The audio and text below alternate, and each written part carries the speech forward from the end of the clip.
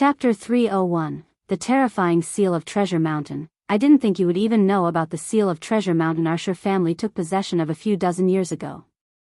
Shi Xiangran laughed darkly. Immediately putting away her longbow on her back, she continued to run before turning her head towards Jianchen as she called out to him, "Scoundrel, we have to run." Even as she cried out to him, she was already running far away with a panicked look. Jianchen looked at the frantic girl with some confusion. He was completely puzzled. Could the iron chunk in Shi Xiangran's hand contain some sort of terrifying power? Despite the confusion, Jianchen knew that he was completely unaware of whatever secret it might contain. Without any hesitation, he turned and began to run from Shi Xiangran. With the Seal of Treasure Mountain, you shouldn't even think about escaping. Shi Xiangran's face grew dark as he threw the iron chunk into the air. As soon as it flew into the air, the iron chunk began to transform into a 100-meter-long circumference iron seal as it flew toward Jianchen's head at an inconceivable speed. Jianchen's eyes widened as he stared in complete shock at the base of the pitch-black iron seal. He couldn't believe what he was seeing. Jianchen could swear that he had never once seen or heard about something like this before. Just what is this eccentric item? Jianchen thought with shock and curiosity. However, the floating iron seal didn't give Jianchen any time to think, and immediately came down on Jianchen with a huge amount of pressure. It was with a startling realization that Jianchen had finally figured out the secret behind the iron seal. This was used for smashing people. If anyone were to be smashed by this, then they would take a tremendous amount of damage. Jianchen quickly ran outside.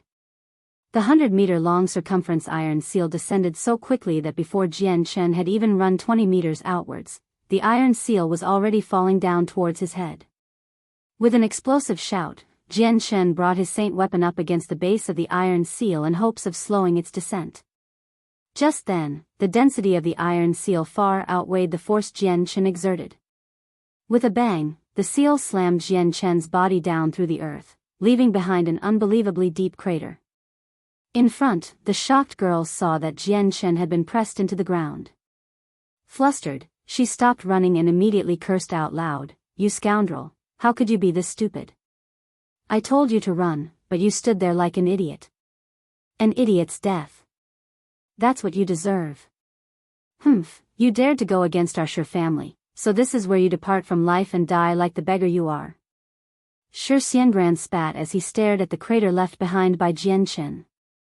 The strength of the Seal of Treasure Mountain was clear to see. Ever since the Shi family had gained control of it, it sat within their secured treasure room, its legend passed down from generation to generation. Up until now, its strength had been unimaginable and never had there been an Earth Saint Master that was able to survive a single impact. Shi Xiangran lifted his hand, causing the floor ahead of him to start trembling. Immediately, the giant seal began to lift up from the ground. It shrank back down to a chunk the size of his fist, and landed in his hand. After securing his treasure, Shi Xiangran turned back to the dead, middle-aged men behind him and took their space belts. Then, with the barrier still activated, he turned to chase after the girl. Just as the seal left the crater to return to Shi Xiangran, a muddy figure suddenly flew out of the hole like a lightning bolt and stabbed at Shi Xiangran with his sword Qi-enhanced sword. Shi Xiangran was extremely shocked, but with his strength as an Earth Saint Master, he could react in time to respond. Holding out his long spear in front of him, the barrier reactivated once more. With the barrier activated, the silver sword continued to be pushed back farther and farther away from his body. "You! How did you not die?" Shi Xiangran cried out as he looked at the muddy figure. This type of result wasn't something he had expected to see. Seeing how his attack was repelled by the barrier, the muddy Jianchen could only sigh in disappointment. Quickly kneeling down to the ground, he spat out a mouthful of blood. Shi Xiangran sneered at the sight, "You are the first Earth Saint Master to not die from the Seal of Treasure Mountain. Be proud of that achievement. It would seem that the seal has done a good amount of damage to you. Then allow me to use the seal once more to end your life.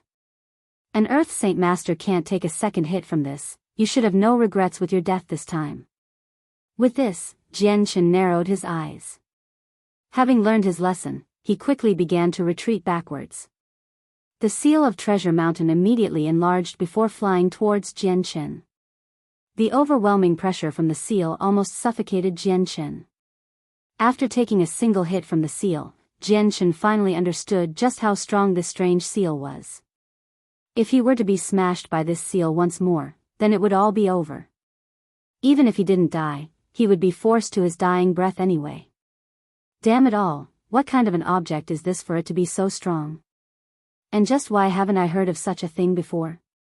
Jianchen cursed as he looked at the giant seal flying towards him. Even when he was in Kargath Library, he had never seen any information about such a thing. The seal of Treasure Mountain flew at tremendous speeds, and with Jianchen's injuries, he could not run as fast as before. This meant he would not be able to outrun the seal. Even now as he glanced back, the seal was already quickly approaching him. Whoosh whoosh whoosh. Suddenly, a concentrated amount of fire could be heard as a series of golden arrows flew through the air and smashed against the seal. Bang! Following the loud bang, the iron seal began to shake for a moment before flying at Jianchen at a slightly reduced speed. Seeing how the iron seal was about to end Jianchen's life, the yellow-robed girl immediately stopped running and withdrew her longbow to shoot at the seal with frightening speed. Each arrow allowed Jianchen another moment to run away to escape from Xiangran. You repulsive wench. Wait until I grab a hold of you, I'll definitely torture you to death. Xiangran glared at the girl with a malicious look as he roared and gnashed his teeth in anger. Scoundrel, hurry up and get to where I am. The girl ignored Xiangran and cried out for Jianchen to follow her. After hearing the girl, Jianchen didn't hesitate any longer and immediately threw himself in her direction as the iron seal followed close behind. She continued to pull back her bowstring, and arrow after arrow continued to fly at the seal, causing multiple explosions to rock the air. With the girl's assistance, Jianchen finally pulled far away from the seal and arrived where the girl was. Hurry up. The seal of Treasure Mountain is incomparably strong. If it smashes into a Heaven Saint Master, even they will take on heavy damages. It's a good thing that Xiangran's strength isn't that high, otherwise he'd be able to use the seal of Treasure Mountain to its fullest potential. The woman cried as she continued to fire arrows at the seal while retreating backwards. The seal of Treasure Mountain's advance was slowed as each arrow shot by the girl exploded upon impact. At the same time, she and Jianchen continued to run away from it. After a certain distance, the girl aimed her bow at Xiangran. Although her arrow wouldn't be able to hurt him, the explosive arrows would still prevent him from moving forwards. The seal of Treasure Mountain can't get 50 meters out of his reach, otherwise it'll be uncontrollable. The girl explained to Jianchen as if she was very familiar with the treasure. As the two ran farther and farther away, Xiangran could only watch from afar while being pelted with arrows. They eventually disappeared from sight.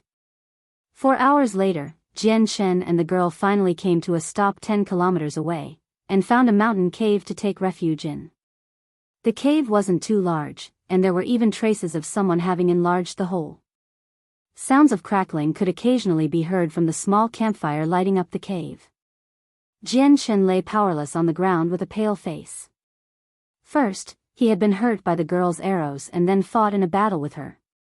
Then, before his body had even healed from his wounds, he had been smashed deep into the ground by the giant iron seal. This had caused more damage to his body than he was used to, and had even threatened his life. Right now his entire body was crushed and damaged to a large extent. If a regular Earth Saint Master were to be hit by the seal of Treasure Mountain, then they would have died for sure.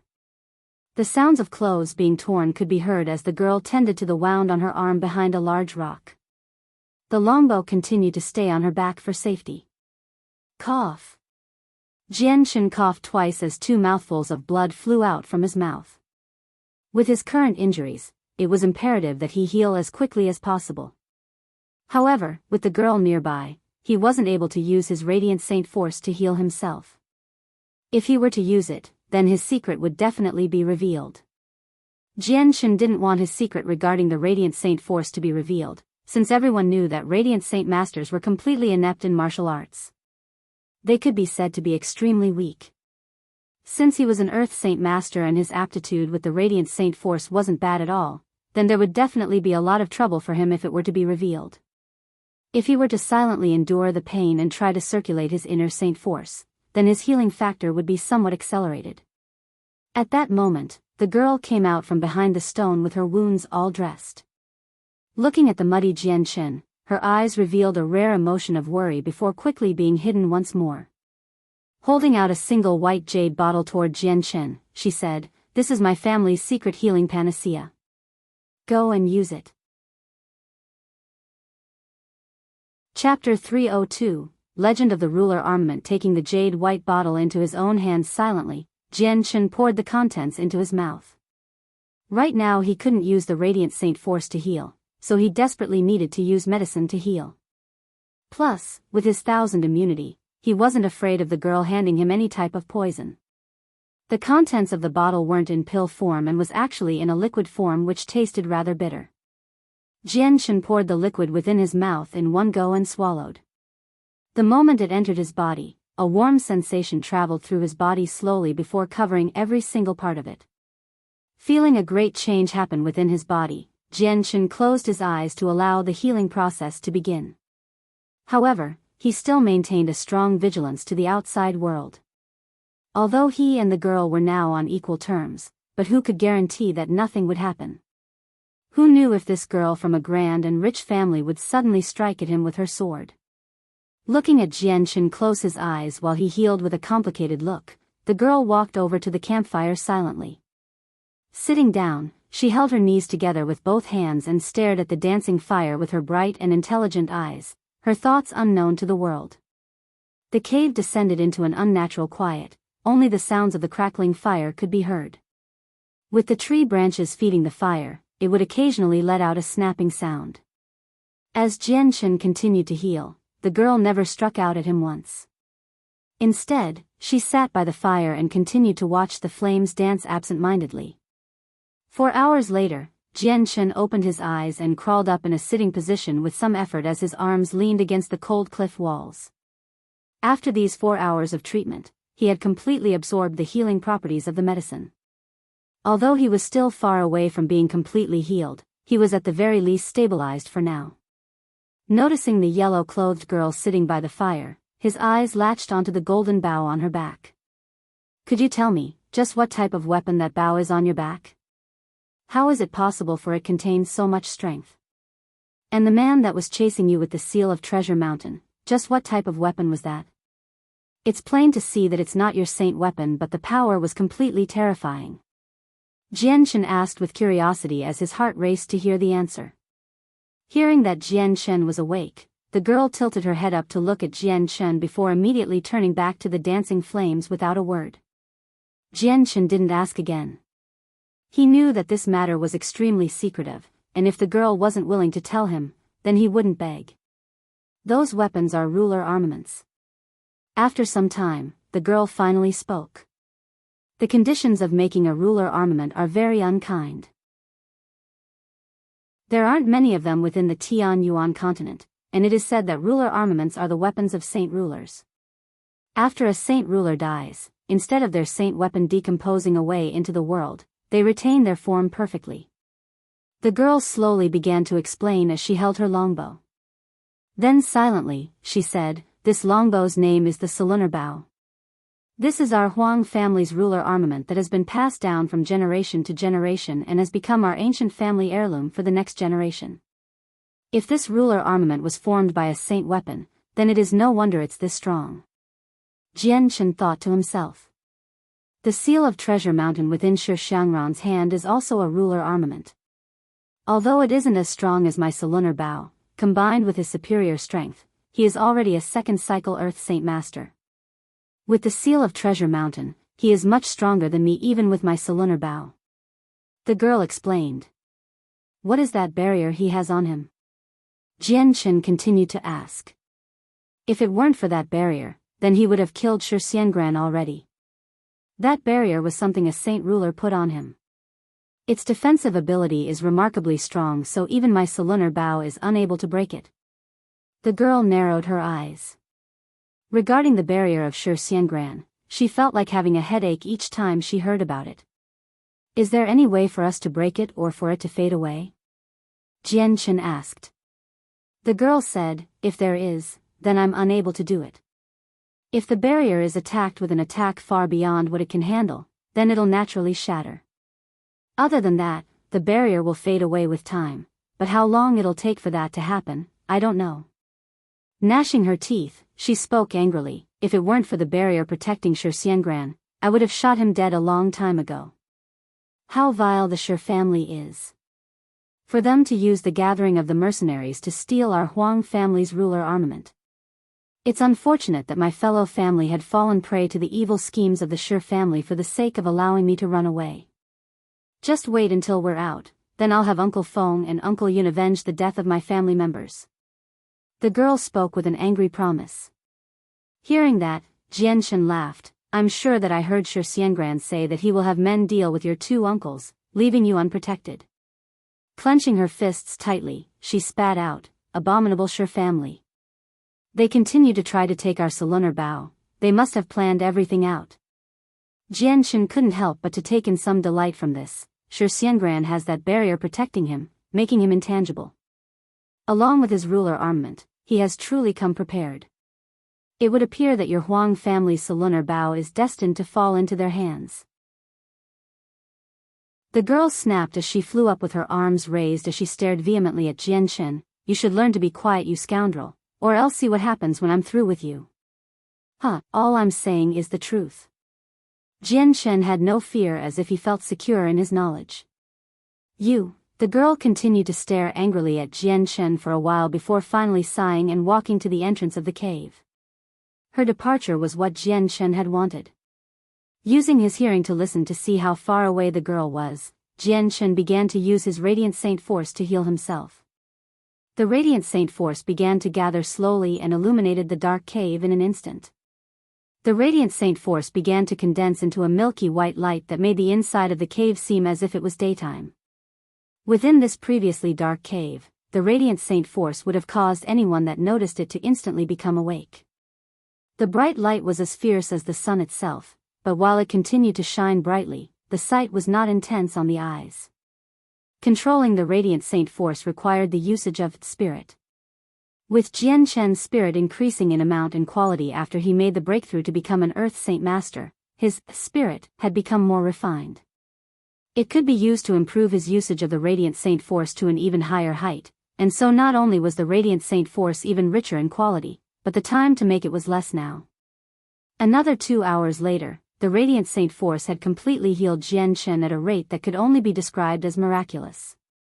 Now that Jianghu's health was back to normal, he immediately leaped up from the ground and took out a water canteen from his space ring. Shedding off his clothes, he began to clean himself. This source of water was something Jianghu had planned since the beginning. Since his space ring was spacious enough, he had been able to collect plenty of water gourds that weighed at 25 kilograms each. This was enough for him to last a while even in the most dire of circumstances. Hua hua. The ice-cold water splashed against Jianghu's head as the remaining filth flowed away from his body. When the water hit the ground, it made a splashing sound as it scattered in every direction with a sharp and loud sound.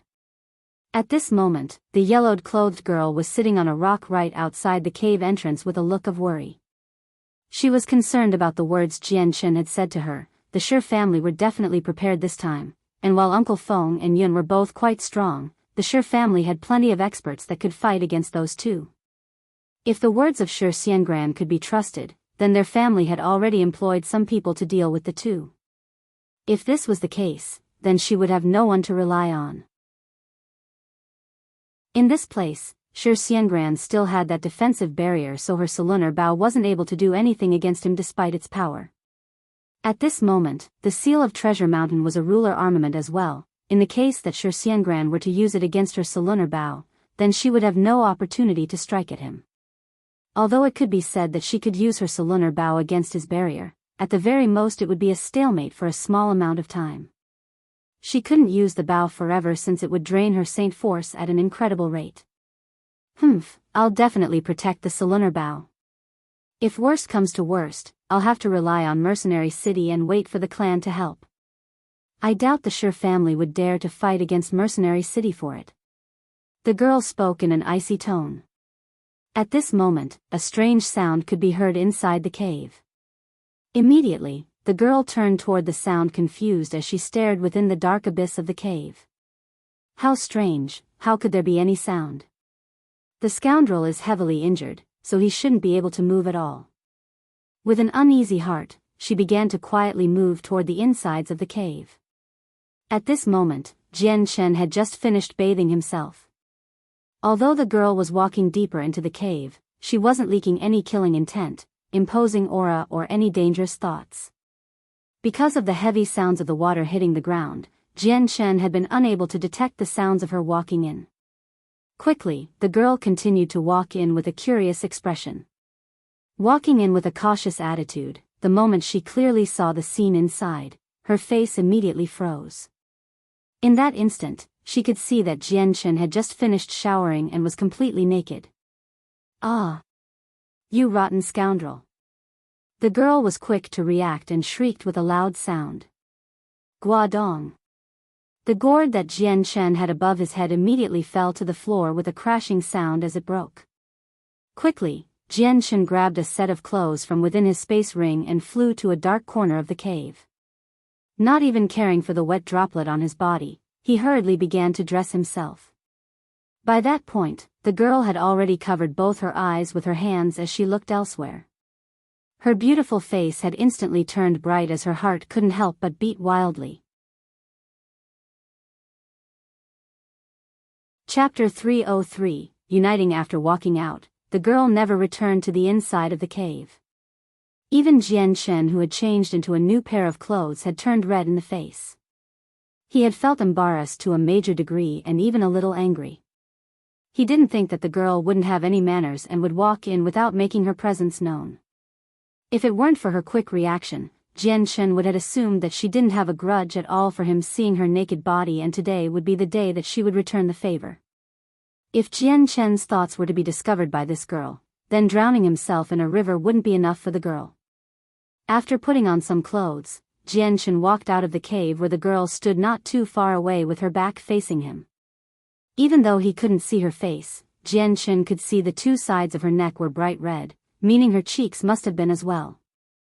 After being discovered completely naked by a girl as he showered, it was completely hard for Jian Chen to not feel embarrassed.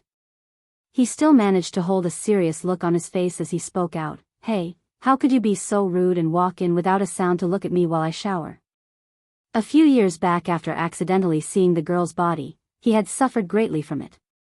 Now that the girl had silently and sneakily walked into the cave as he bathed, this was an opportunity that Jian Chen would not dare to miss. The girl had initially been embarrassed, but the moment she heard Jian Chen say that she snuck in to look at him shower, her red face immediately grew murderous. No longer feeling ashamed, she turned around to look at him. "Pa, who says I was trying to look at you shower? Do you even have any eyes?" Jian Chen was speechless. To avoid having water in his eyes, he had shut them, so he didn't see the girl's figure. However, he had heard her shriek. With an honest expression, he spoke evenly, "My two eyes can see perfectly fine." "Pa, what a scoundrel you are, do you even feel any shame? Let me ask you this, that cave was originally mine, I was kind in allowing you to stay there for now, but then you began to take a shower without even telling me. This was your fault in the first place, so don't go blaming me." The girl fired back in order to retain her pride. Before Jian Chen could say anything to use against her, she would have to try to win the argument first. "This cave had been made by someone else, just when did it become yours?" Jian Chen asked, bewildered. "This is a cave with no owner, but since I was the first to enter, then naturally I would be the owner of the cave," the girl said confidently. Arguing was a specialty that she was good at. Jian Chen wasn't convinced by her words and was left speechless. He knew that if he argued with her, he would lose for sure. There weren't too many people that he'd met that he couldn't kill, and equally less people that were stronger than him. However, a fight of words was a different story. The points Jian Chen made were eaten up by her. Logic was not something that agreed with her. Her logic was both preposterous and stubborn. the girl could say that 1 was 2 and that 2 was 3, and would be very confident in herself. Logic was not something that agreed with her, and the words that Jian Shen had tried to use to win had been eaten up by her. You win. Jian Shen spoke with a huff. He hadn't planned on letting her win, but who could have imagined that not even 2 sentences later, she had fully suppressed him with her words and given him no chance to win. I've seen your body and you've seen mine. But I've also saved your life, so let's consider this even. If I owe you in the future, tell me. With that, Jian Shen began to walk away without a look back. Yo, you rogue. Upon hearing Jian Shen say that he had seen her body, the girl immediately grew flustered as her mind couldn't help but think back to that one time. Her beautiful face instantly lit up with a reddish hue. Immediately, her good mood after beating Jian Shen shriveled away as she grew both embarrassed and angry. Who told you to save me anyways? I didn't ask you.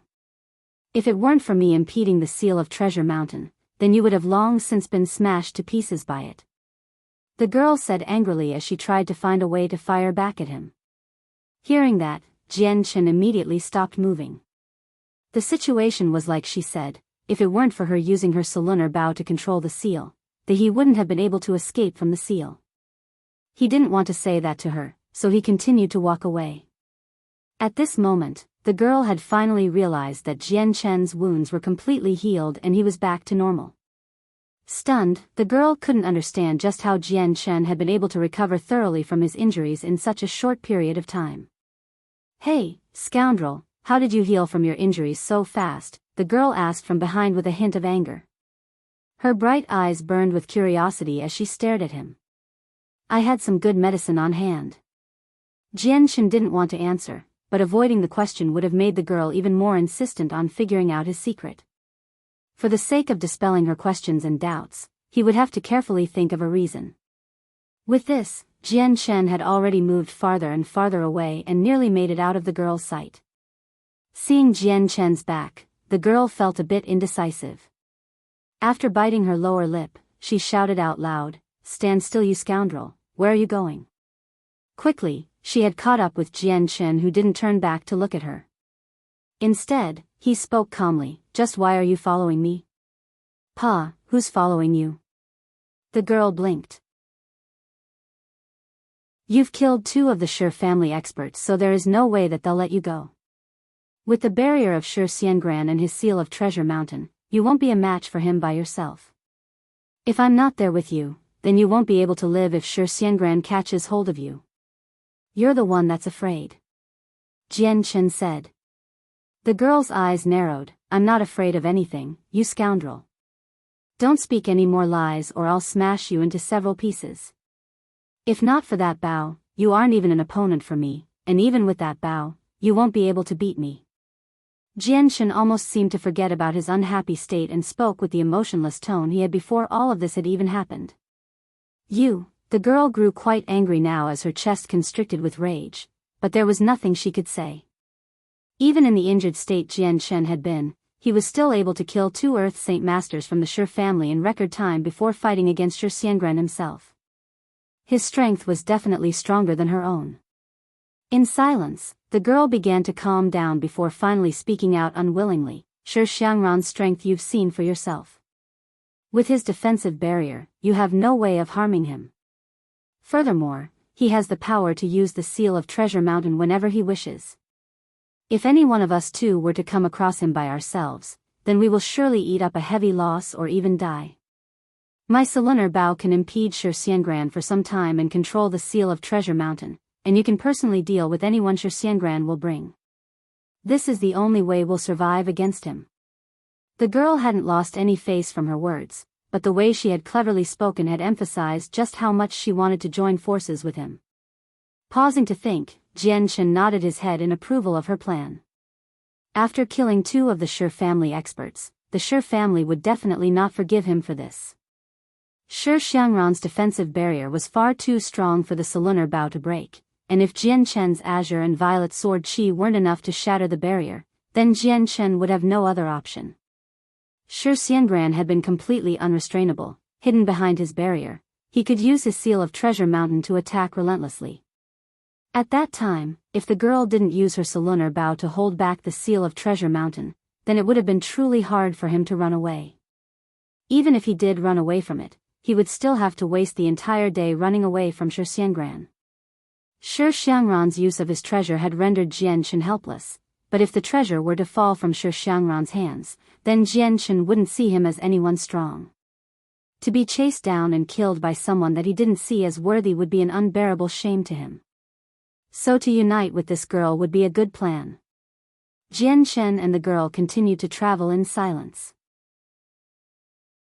Not even idle chatter was heard or even an introduction spoken, so neither person knew the other's name. In their hearts, it was as if the other person didn't exist. On the road, when many competitors saw just how young Jianchen was and how beautiful the girl next to him was, they were extremely surprised.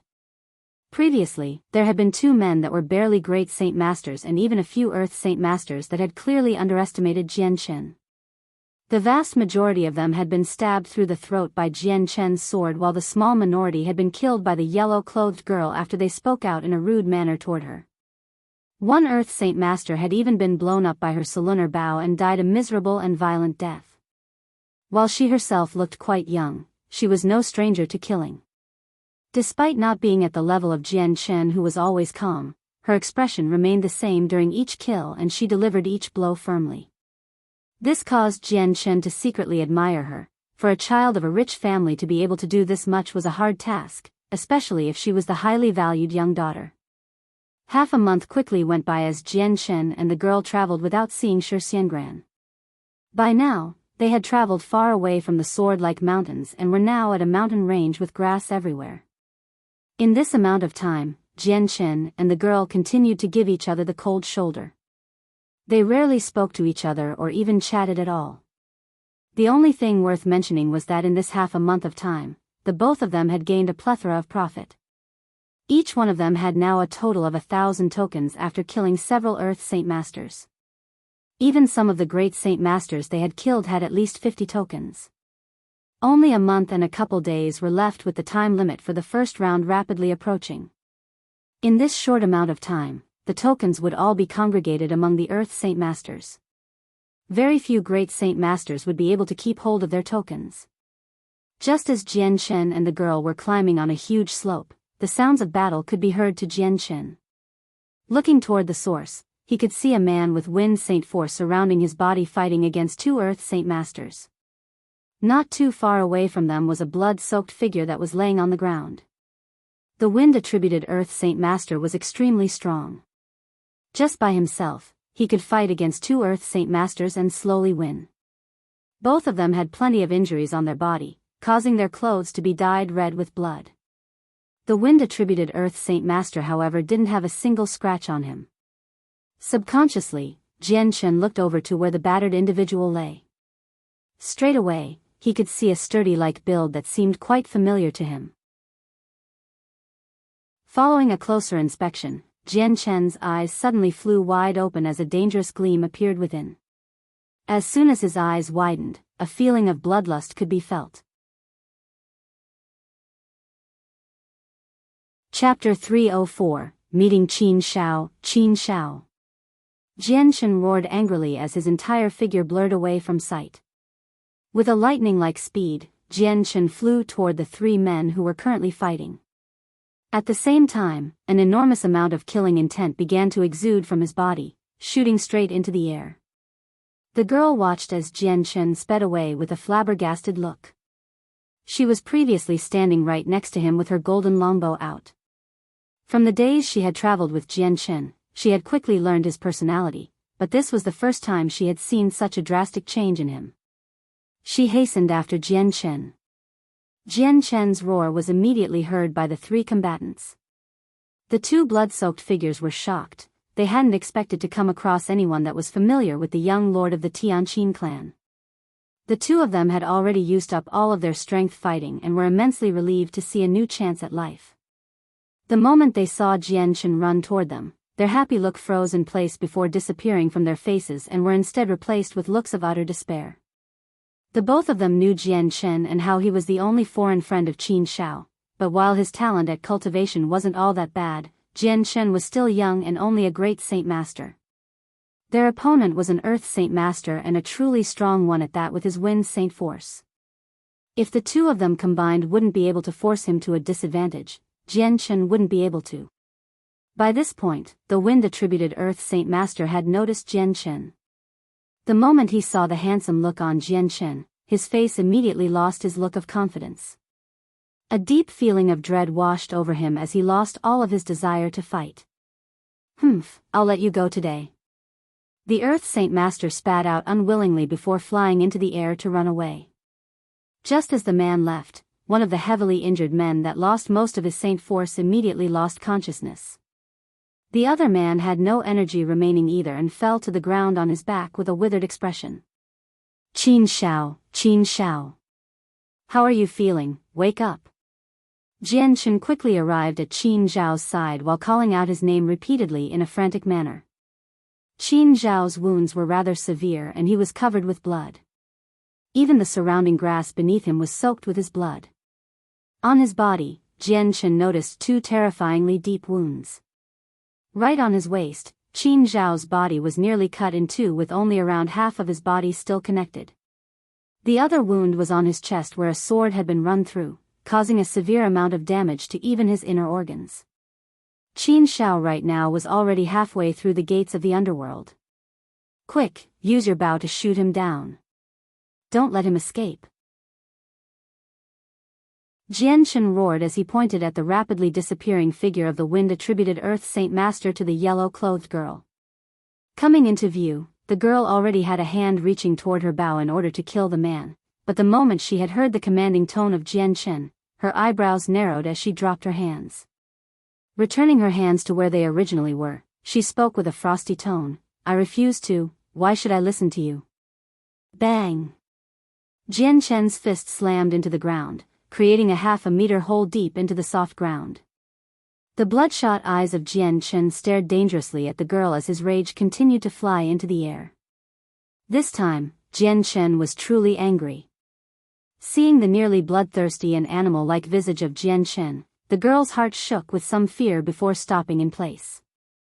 In this moment of clarity, she suddenly felt a great deal of regret. When she refused to shoot the escaping person and lost her attention, the Wind-attributed Earth Saint Master had traveled past the mountain range and out of sight. Jian Chen. Just as Jian Chen was about to use the Radiant Saint Force to heal Qin Zhao's wounds, a faint-sounding voice could be heard as Qin Zhao's eyes opened just a crack. His mouth trembled slightly as he called out Jian Chen's name quietly. Qin Xiao, hold on. I'll heal you up in a moment. Jian Chen began to control the Radiant Saint Force around the world essence to heal Qin Xiao. Right now Qin Xiao was in extreme danger, his life was hanging on by a thread and could be cut at any moment. Jian Chen. Qin Zhao's eyes opened a little more as his right arm quavered in an attempt to grab onto Jian Chen's hands. Slowly placing it on his space belt, he began to speak. He. Help. Me br bring, out. A gre green, bibo bottle. Out, fr from, my. Sp spa space. Belt. Qin Zhao's voice was beginning to fade in and out as his voice grew faint. With a faint exhale, his head tilted down and he fell unconscious. Jian Chen understood what Qin Zhao's message was right away. Carefully taking his space belt without touching Qin Zhao's wounds, he began to furiously search within the contents before finally taking out 3 green porcelain bottles. Just as Jian Chen took out the 3 bottles and opened them, a sweet-smelling fragrance could be detected. Each bottle contained a thumb-sized pill that exuded a faint white glow. This is? Jian Chen cried out in shock and recognition. While the 3 pellets had a faint powder look on the shell, inside the shell was a pure amount of Radiant Saint Force. Jian Chen was like a Radiant Saint Master and clearly understood the effects of the Radiant Saint Force. Immediately grabbing the pellets, he placed them into Qin Zhao's mouth. After swallowing the pill, Qin Zhao's face began to take a turn for the better in color. Despite the Radiant Saint Force-filled pill not being enough to fully heal Qin Xiao, saving his life would be no problem at all. However, Qin Xiao had yet to awaken. After Qin Zhao's condition was stabilized, Jian Chen let out a breath in relief. Then he turned to the two blood-soaked men. He had recognized the two men. One of them was Qin Zhu, the one that Qin Xiao had said his father had picked up from the outside world and raised. He was born and raised within the Tianqin clan and had an extremely loyal heart, but right now he was unconscious. The other man also wasn't a Tianqin clan member and was one of the men who had entered the space gate to Mercenary City with him. He was the comrade of Tian Zhou, but right now his face was deathly pale as he sat on the ground and ate a healing pill to recover his strength. 3 men quickly came into Jian Chen's line of sight at a quick speed. The 3 men were quickly detected by everyone, eldest brother. Suddenly, a joyous sound could be heard as the slowly healing person looked at the 3 approaching men and tried to crawl up to meet them. These 3 men were unexpectedly Tian Zhou and 2 other brothers from outside the Tianqin clan. 4th brother. 4th brother. 4th brother. Tian Zhou and the other 2 were quick to recognize the blood-soaked figure and instantly called out in panic as they ran to his side. 4th brother, how are you feeling? Who did this to you? 4th brother, tell us, just which bastard beat you to this state? Seeing the blood-soaked figure of their brother, the other 2 men were furious. Tian Zhou's own face was rather unsightly as the 3 began to look around only to see the unconscious figure of the young lord of the Tianqin clan, Jian Chen, and the golden longbow girl right next to him. Who are you? One of the men roared at the girl. They all knew who Jian Chen was, but not who this new girl was. The girl looked at the 3 in disdain as she turned her head arrogantly to the side. It was as if she wasn't willing to talk or even look at them. Seeing the attitude of the girl, the other man barked at her coldly, "Naughty girl, we asked you a question, are you deaf?" After he spoke, the girl's expression darkened as she stared at them with a hateful glare. "Say one more word and I'll kill you." She had guessed that Jian Chen knew these men, and if it weren't for that, then she would have long since moved against these people. After all, these 3 men were Earth Saint Masters and would undoubtedly have many tokens with them. "You," the man she spoke to growled angrily as a machete-like weapon appeared within his hands, "you must be tired of living. I'll teach you a lesson then." With that, he flew at her. "Hey, second brother, don't be so reckless. You shouldn't act so soon against a beauty like her." Immediately, a rather ugly-looking man held out his hand to stop the other man from attacking as he looked at the girl with a lecherous gaze. Hearing this, the second brother was stunned for a moment before realizing what was happening. With a dark laugh, he spoke, "Third brother, you're the smart one among us. It would be a crying shame for this beautiful woman to die so soon." Then, speaking to the girl, he laughed once more, "Little beauty, I've changed my mind. Killing such a beautiful person would be a big shame. Why don't you accompany us for a good time? If you can make this a pleasurable time, then big brother here will let you go." The girl's face froze over in a dark expression. Hearing this, even Jian Chen's face grew dark. Although he had plenty of complaints about her, he couldn't respect the 2 for their words now, that the girl and him were both on the same side. Lastly, Tian Zhou and his brothers didn't sit right with him as Tian Zhou had initially caused plenty of trouble for him back then in the Tianqin compound. "If you don't wish to die, then it would be best for you 2 to shut your mouths." Jian Chen slowly stood up as he stared coldly at the men in front of him. "Fuck, kid. The beauty and us 2 are talking, since when was it your turn to interfere? Death won't come easy for you." The second brother glared at Jian Chen dangerously. While Jian Chen had a decent friendship with the young Lord Qin Xiao who was within the same clan as Tian Zhou, they were the brothers of Tian Zhou and knew that Jian Chen was not a person he liked. The previously silent Tian Zhou looked on with a dark expression. He had a look full of killing intent directed at Jian Chen. He had already a large amount of complaints about Jian Chen back in Valorant City and had even started a dispute. If it weren't for the Patriarch coming to stop the 2, then he would have fought Jian Chen. Even in Mercenary City, he had wanted to hit Jian Chen many times but was held back due to the Grand Elder. However now, there was an opportunity sitting right in front of him. He would naturally not let this go by. Tianzhou gave a knowing look at the blood-soaked man who instantly understood what Tianzhou was getting at. Pointing at Jianchen, he cried out loud, "Eldest brother, second brother, third brother. We were attacked by this heartless kid. This cruel youth wanted to kill our Tianqin clan's Qin Xiao. The other clan's member and I were caught off guard when he struck and were injured severely. If it weren't for eldest brother coming here so fast, then I'm afraid I wouldn't be able to meet with you right now." Sniffing away his tears, the fourth brother began to moan out loud. Tianzhou's face froze after the outburst as he glared at Jianchen. "Youngster, you've twisted the kindness of my elder brother while holding the esteemed title of being an honored guest. How could you be so devoid of a conscience? Today, I, Tianzhou, will not forgive you. Third eldest, go and capture the would-be murderer of our Qin Xiao." In Tianzhou's eyes, Jianchen was only a great saint master and didn't bother to see him as a person worth capturing personally. "Yes, eldest brother." Immediately the third brother sprung into action and flew at Jianchen with his saint weapon. From the start, he had never bothered to place this great saint master in sight. With a gleam of light, Jianchen didn't bother to say anything since it would all be useless. "Stop." Suddenly, a weak-sounding voice could be heard as the blood-covered Qin Ju awoke when the people were all distracted. With a good amount of effort, he spoke out fragilely, "You misunderstand. We were attacked by an extremely strong Earth Saint Master who was unrelated to Brother Jianchen." Tianzhou's face turned ugly as he stared at Qin Ju. "What rubbish.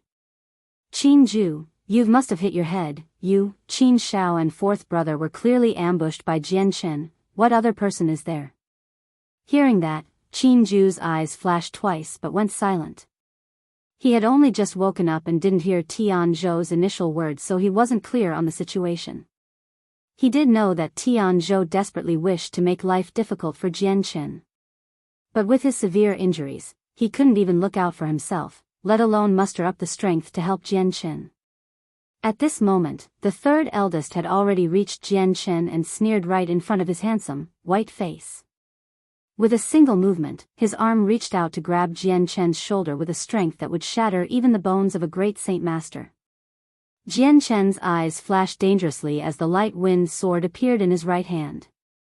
The light wind sword had already stopped right next to the man's throat before the third eldest could react. This sudden development caused the man to become shocked. Even the arm that was going to grab at Jianchen's shoulder instantly stopped as he stood completely still. "Why, the third eldest kept staring at the sword at his throat in pure speechlessness as his shock caused him to begin to stutter. A single, great saint master, had unexpectedly been able to bring his saint weapon up to his neck without him noticing. For an Earth Saint Master, this was something he was completely shocked to realize. "You've managed to turn black into white with this situation. Do not blame me for being impolite." Jianchen glared icily at Tianzhou as he spoke. Having been threatened by the younger generation, this made Tianzhou's face go dark. "Forward. Kill him and save third brother." With that, Tianzhou withdrew his red-colored sword and charged toward Jianchen. Taking out his own saint weapon, the second brother charged toward Jianchen as well. At the same time, the third brother that was held hostage against Jianchen's sword immediately took advantage of the shift of focus from him to Tianzhou and the other two. With a swift movement, his hands flew at Jianchen's throat in an instant. With a look of disdain and a sneer, Jianchen pulled sharply on the sword on the third brother's neck. In an instant, his head separated from his body as a fountain of blood splurted from his neck and dyed the ground below them with his blood.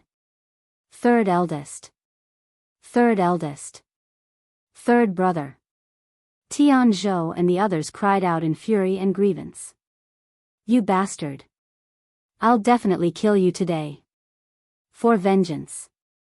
Tianzhou and the others roared in anger as they glared at Jianchen with eyes that could start fires as if they wanted to destroy Jianchen. Whoosh! Suddenly, another whistling sound could be heard as a golden ray of light came from behind Jianchen. In an instant, the lightning-like bolt of light speared through the second brother's chest. Right where the heart should be, only a hole could be seen. Even after striking through the second brother's chest, The arrow didn't lose speed at all and traveled another 100 meters before smashing into the side of a mountain slope and disappearing from view. Jiangchen turned his head to look only to see the icy cold visage of the yellow-clothed girl. In her hands was the golden solunar bow with the bowstring looking as if it had just been twanged. The second eldest was the one that had first insulted her, and with the girl's personality, there was no way for her to forgive him at all. If the third brother hadn't been killed by Jiangchen, then she would have killed him as well. The second eldest's eyes opened wide as he looked at the golden longbow and the girl wielding it in disbelief. He had never thought that a young and weak-looking girl like her would possess such a terrifying amount of fighting strength. That golden arrow had traveled at a speed far beyond what he could detect. Bang! The second eldest's body fell to the ground, dead. After being killed by this weak-looking young girl, he would never be at ease even in death. Seeing his second brother fall dead, Tianzhou's face grew alarmed before instantly turning white. Both Jiangchen and this young girl's fighting strength had far exceeded what he had expected. The second and third brother both had a strength that wasn't too far away from his own, but they both had been instantly killed.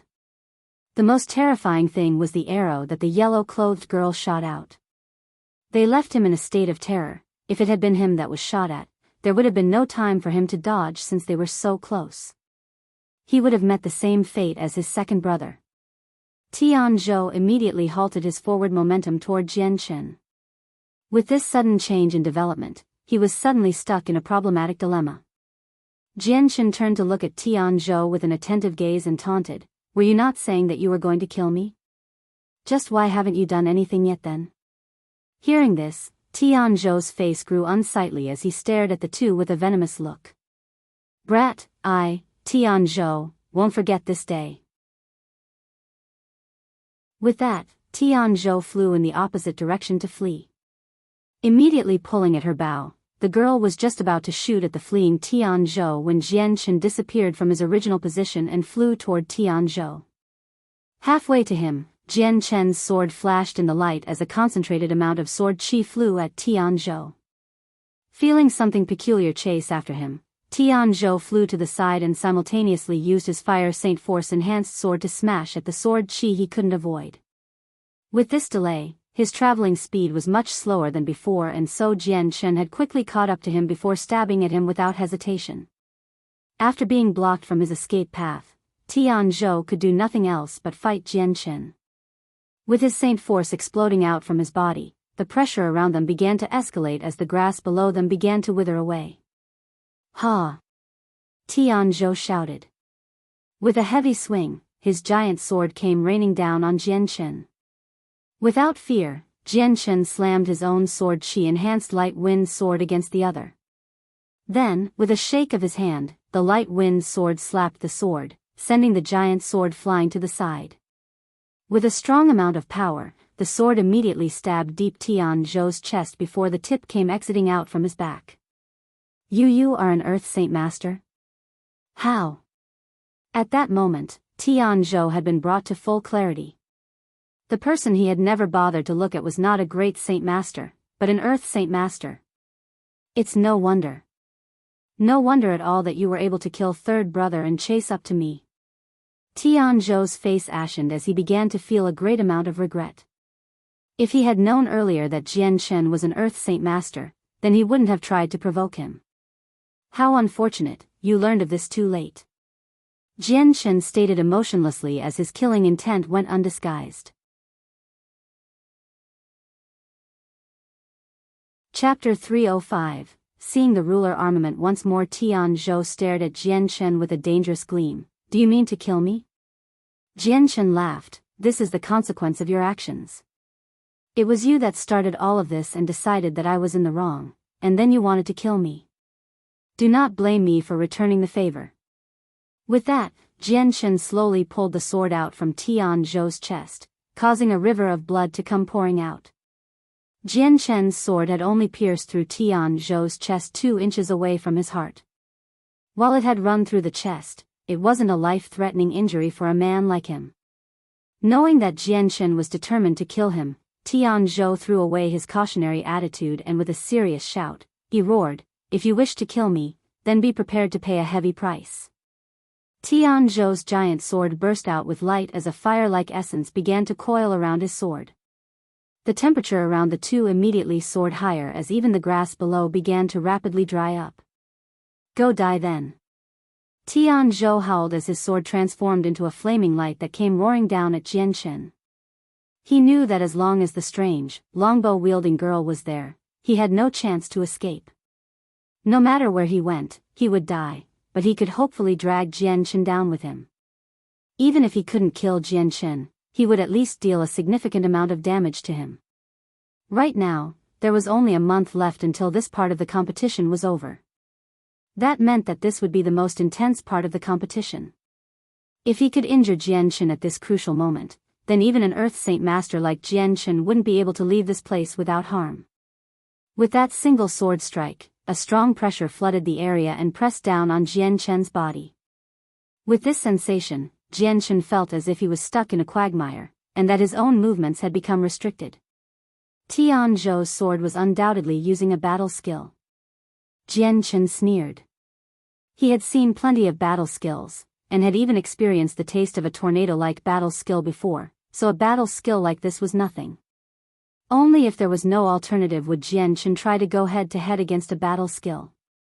But he knew he generally didn't have enough power to go against one. Sliding forward, Jianchen narrowly dodged the sword and swiftly shot his blade forward towards Tianzhou's throat. Before Tianzhou could even react, the light wind sword was against his neck. Even if you try your hardest, your fate won't change. You are not an opponent for me. Jianchen laughed as he looked dangerously at Tianzhou.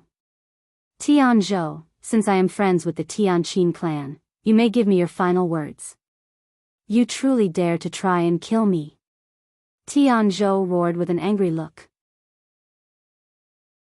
After exchanging several blows, he had already figured out that he wasn't strong enough to fight Jianchen.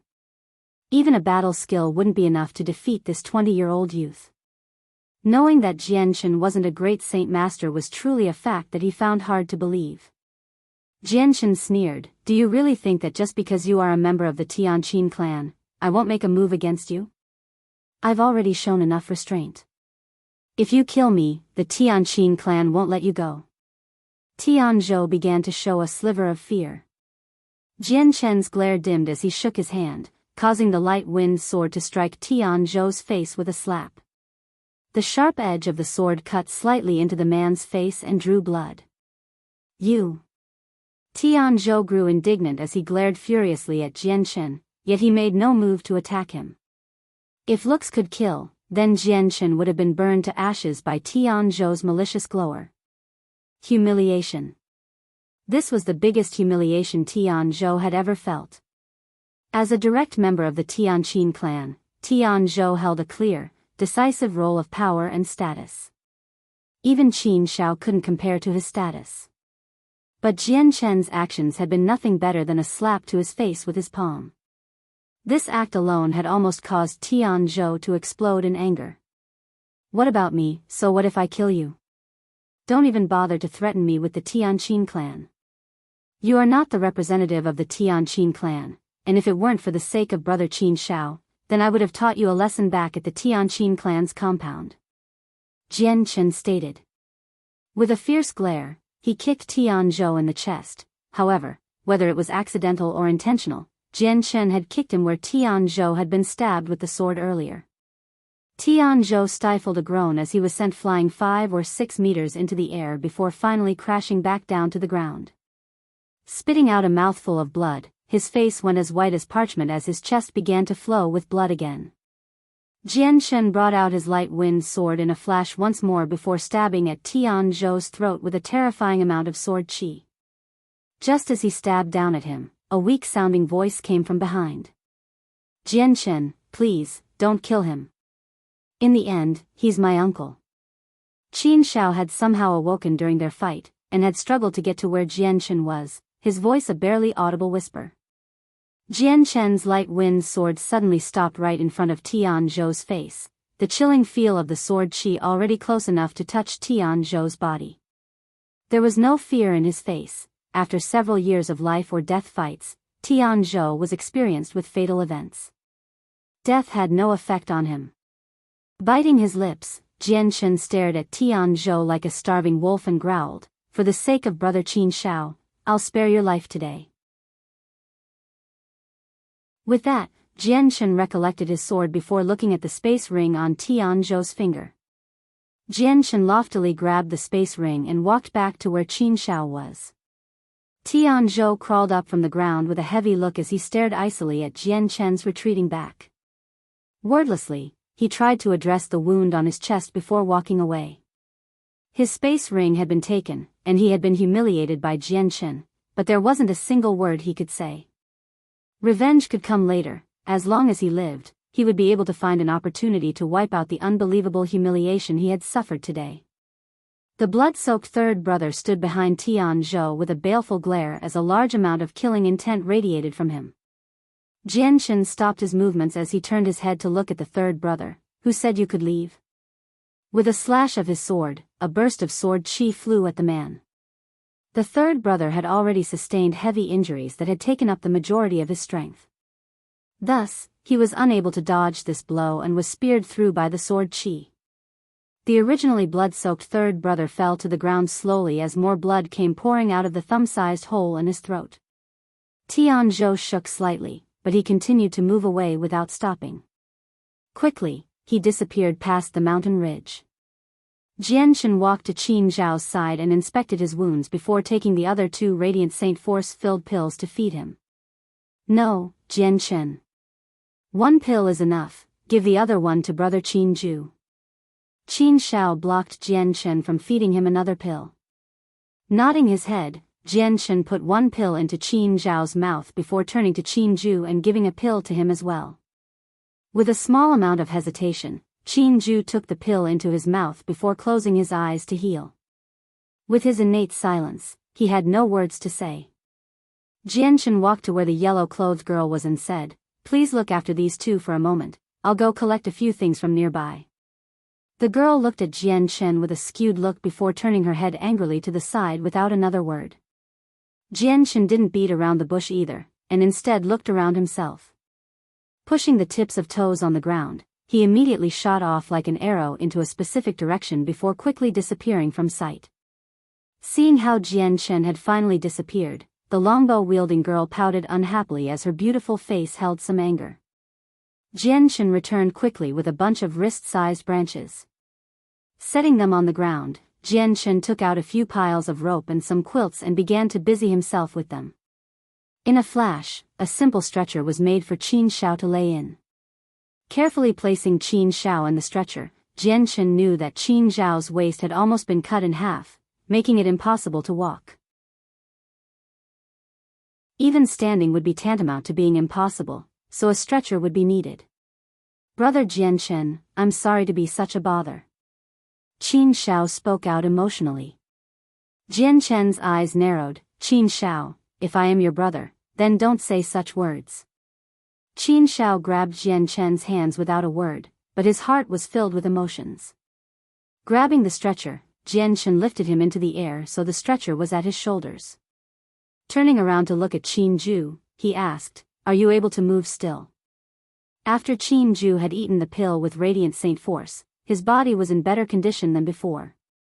While he wasn't completely healed, it was better than nothing. With some effort, Qin Zhu stood up and stared at Jiangchen with a complicated expression. "I've no problems, but I won't be able to fight. However, I'm capable of running. This isn't a good place to idle about, let's go," Jiangchen said. Neither the girl or Qin Zhu had any objections to this, and so after taking the 2nd, 3rd, and 4th brothers' space belts, the 4 of them left the area. Bang! Suddenly, a loud sound could be heard as an equally large amount of energy was seen rippling through the air. Jiangchen and the others could even detect that the earth below them was vibrating slightly. Bang bang bang bang! From far away, a loud sound and a large amount of energy could be seen and heard. Even the shaking of the earth continued despite the long distance, and had even cracked the ground slightly. Jiangchen and the others immediately stopped their movements and looked at a giant mountain several hundred meters away where they could barely make out the sight of what was happening. "There are people fighting over there, they seem quite strong." Jian Chen spoke with a solemn expression. As soon as he spoke, a giant, iron-like seal flew from the mountains before crashing down to the ground. Bang! With a mighty crash, the ground shook violently once more in a stronger surge than before, making it seem almost as if there was an earthquake. That's the seal of Treasure Mountain. The girl cried out in shock. Her face grew solemn as she said, "Sure, Xiangran has to be fighting with someone." Seeing how far back the seal of Treasure Mountain was sent flying, the enemy must be very strong, or else there has to be many of them. At that moment, the seal began to fly upwards back toward the mountain slope. Jian Chen and the other three could see that before the seal could come flying down, another figure flew up into the air with his flaming, scarlet sword smashing against the seal. Bang! Like a clap of thunder, the sound shook everyone's ears as they all saw a ripple of energy fly forth. The seal continued to wobble in midair as it flew back constantly. Ruler Armament. That sword has to be a ruler armament for it to knock back the seal of Treasure Mountain so far back. The girl cried out in shock. Chapter 306. Get out. Jian Chen grew solemn the moment he saw the sight before saying, "It would be unwise to approach them now. Let's hurry up and leave." If he didn't have the injured Qin Xiao draped over him, then he would have investigated the site above. For the sake of Qin Xiao, he would place safety as their priority. Jian Chen took the stretcher and led the girl away from the place as Tianju bit his lips and followed close behind. The ground began to shake once more as the mountains shook violently. Even the ground near Jian Chen's feet began to crack as the sounds of a fierce battle could be heard. His ears shook from the vibrations. A few of the more courageous men were attracted by the sight and flew toward the sounds of the battle. The vast majority of them had already lost their space belts and were heavily bandaged, while some looked quite miserable. The moment they saw the injured members behind Jian Chen, two of the more well-off-looking men flew at Jian Chen in a hurry. The two were extremely fast and had traveled several hundred meters in a flash. Swiftly coming to a stop to measure Jian Chen and the others, they both noticed that Jian Chen and the other girl were no older than 25 years at the most. Their confidence couldn't help but go up as one of them shouted, "You there, stand still." With that, they closed the distance. Jian Chen's eyes flashed as the girl instantly grabbed at her longbow and shot 2 golden arrows from it. They traveled at an extremely fast pace. The 2 golden arrows traveled through the air with a golden trail as if they were shooting stars that flew closer and closer to the 2 men. When the 2 saw the girl take out her bow, they immediately took out their saint weapons as a precaution. As the golden arrows were shot, they were already waving their swords in an attempt to cut them down. Earth Saint Masters. Jian Chen's heart skipped a beat. From the pulse in their saint force, Jian Chen could tell just how strong the 2 were. Bang! Bang! Following 2 metallic sounds, the smoke from the explosions, created when dirt and grass was kicked into the air by the collisions, masked the 2 men from view. The 2 men then shot straight into the air as a result of the energy. They involuntarily spat out a mouthful of blood. While the girl was very young in age, she was very firm in her killing strikes, unlike those born and raised in a sheltered lifestyle. Just like a hardened battle veteran that has experienced countless of battles, she readily stepped forward as her dainty jade-like fingers stretched the bowstring on her bow. Slowly stretching it taut, she immediately let go and released a golden arrow away from her. Whoosh whoosh. 2 twangs could be heard as the 2 golden arrows left a trail of golden light as they shot toward the 2 men. Before they could even react, the arrows had shot through their chests. Ah! The 2 men let out simultaneous cries of anguish as they felt a fist-sized hole punched through their chests. As the golden arrows pushed past their bodies, the remnants of the energy exploded within their body and instantly destroyed their inner organs. As soon as the men screamed in pain, they instantly went silent. The 2 of them were Earth Saint Masters, but they both had been easily killed by the girl and her longbow. Everyone around the area could see this fight clearly. Those who initially had thoughts about robbing Jian Chen and his group instantly withdrew all notions of fighting.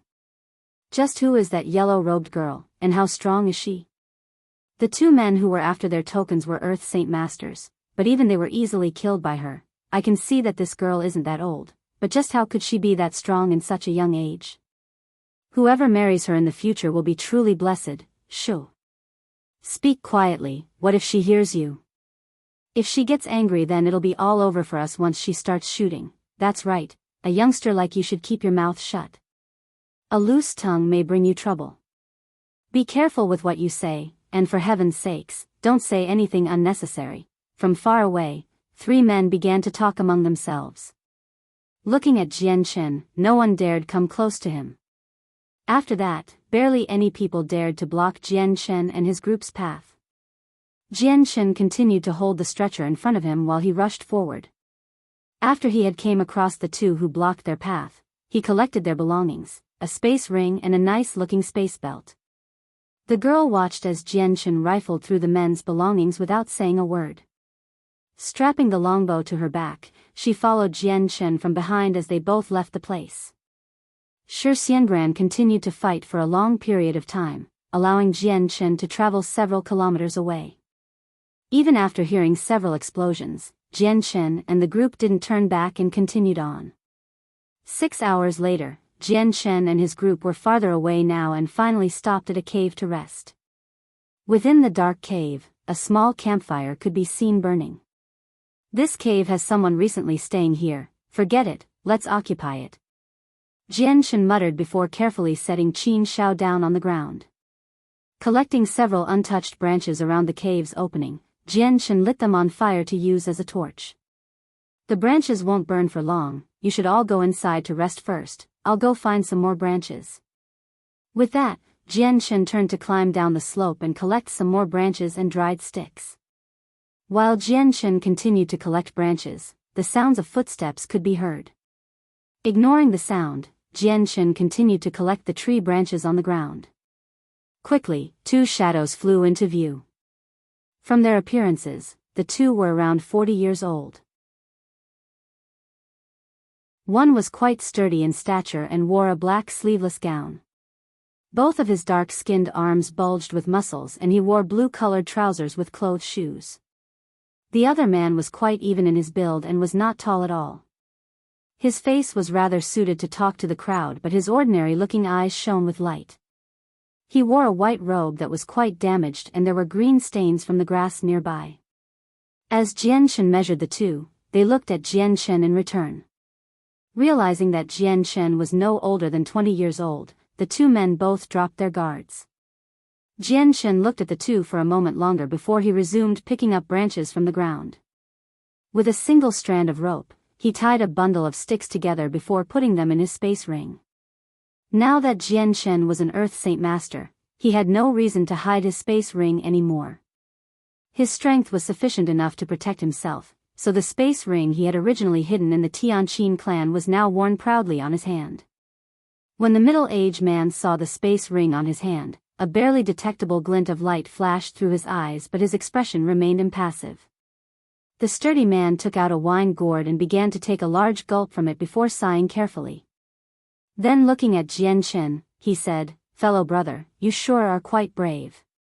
With a young and brazen kid like you participating in the gathering of the mercenaries, I truly admire you. Just what are you gathering up branches for?"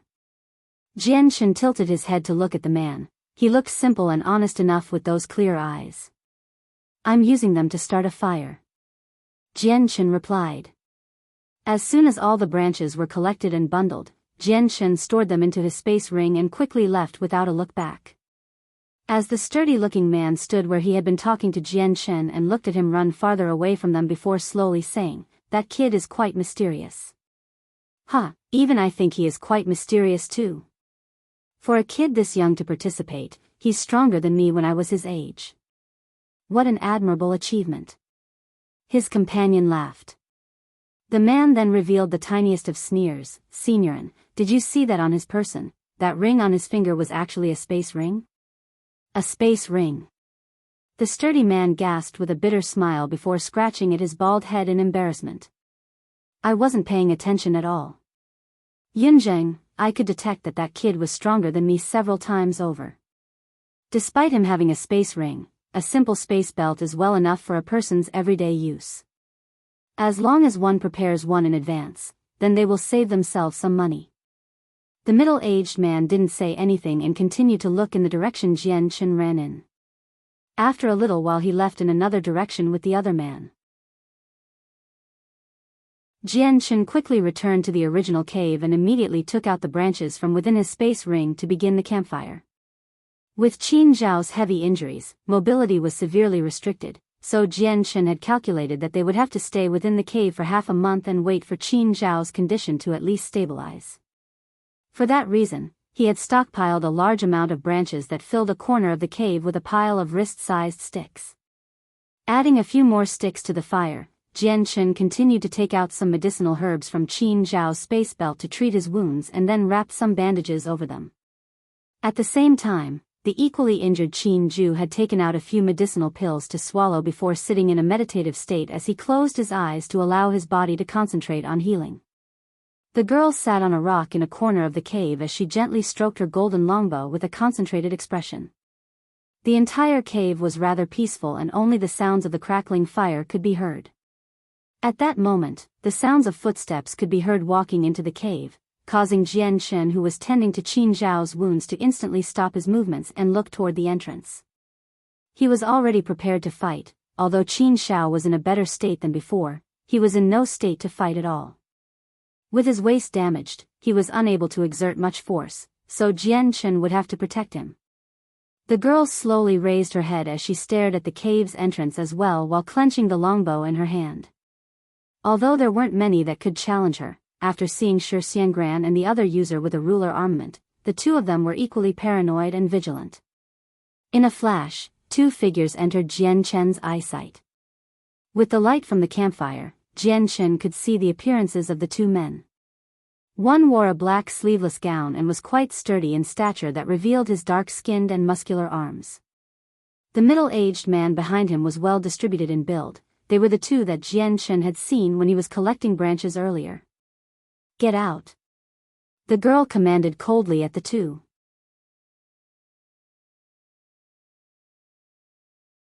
Chapter 307. Being bold. As the two men saw the girl speak, the sturdy-looking man took a look at the beautiful face of hers and immediately stopped right where he stood. Quickly regaining his awareness, he spoke with a depressed expression, "The miss is quite lively. I've traveled for 30 years and yet I've never seen such a vivid woman before. Just what might be your name?" "I discovered this cave personally and coincidentally someone came in when I just left it." "Even then, you are asking me to leave when it should really be you." Then, the man looked around the cave only to quickly discover that one of the people there was the one they had seen not too long ago, Jian Chen. When he saw him, he broke out into a smile. "How coincidental, fellow brother, we've found each other once again."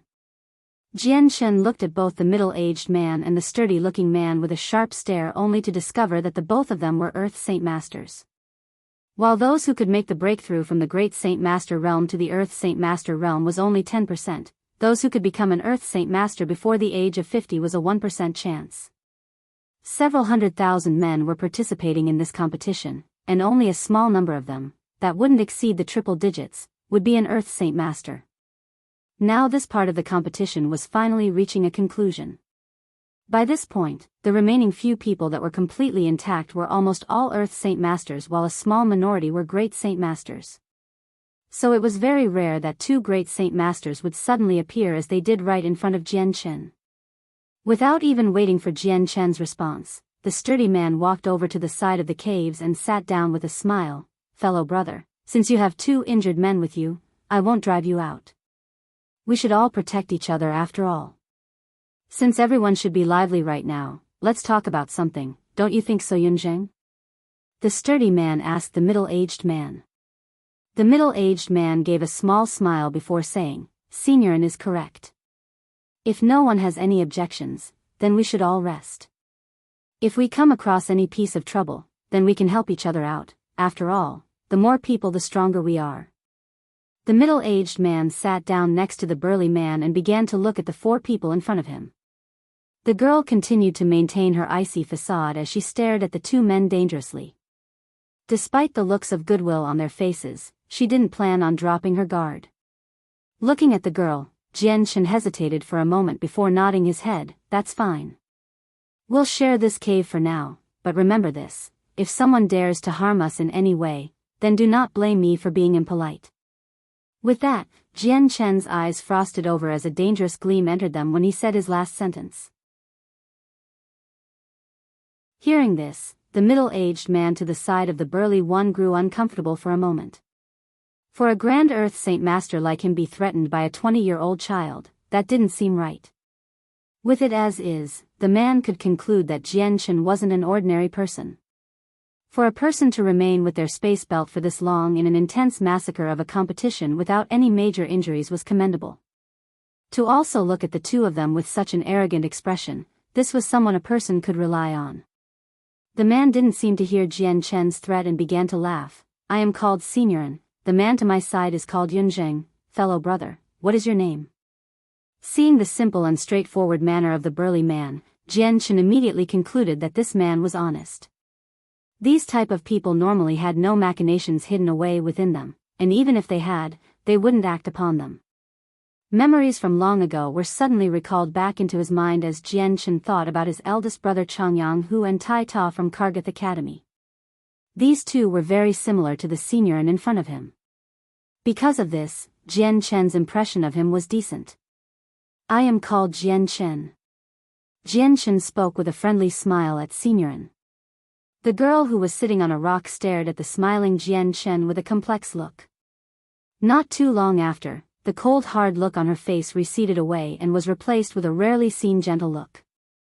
Because of his genes and his cultivation methods, Jian Chen's appearance was exceptionally handsome and could even be said to be perfect. His smile could stun anyone, and there was not a single girl under the heavens that could resist. Even the girl not too far away from him had been dazed a bit.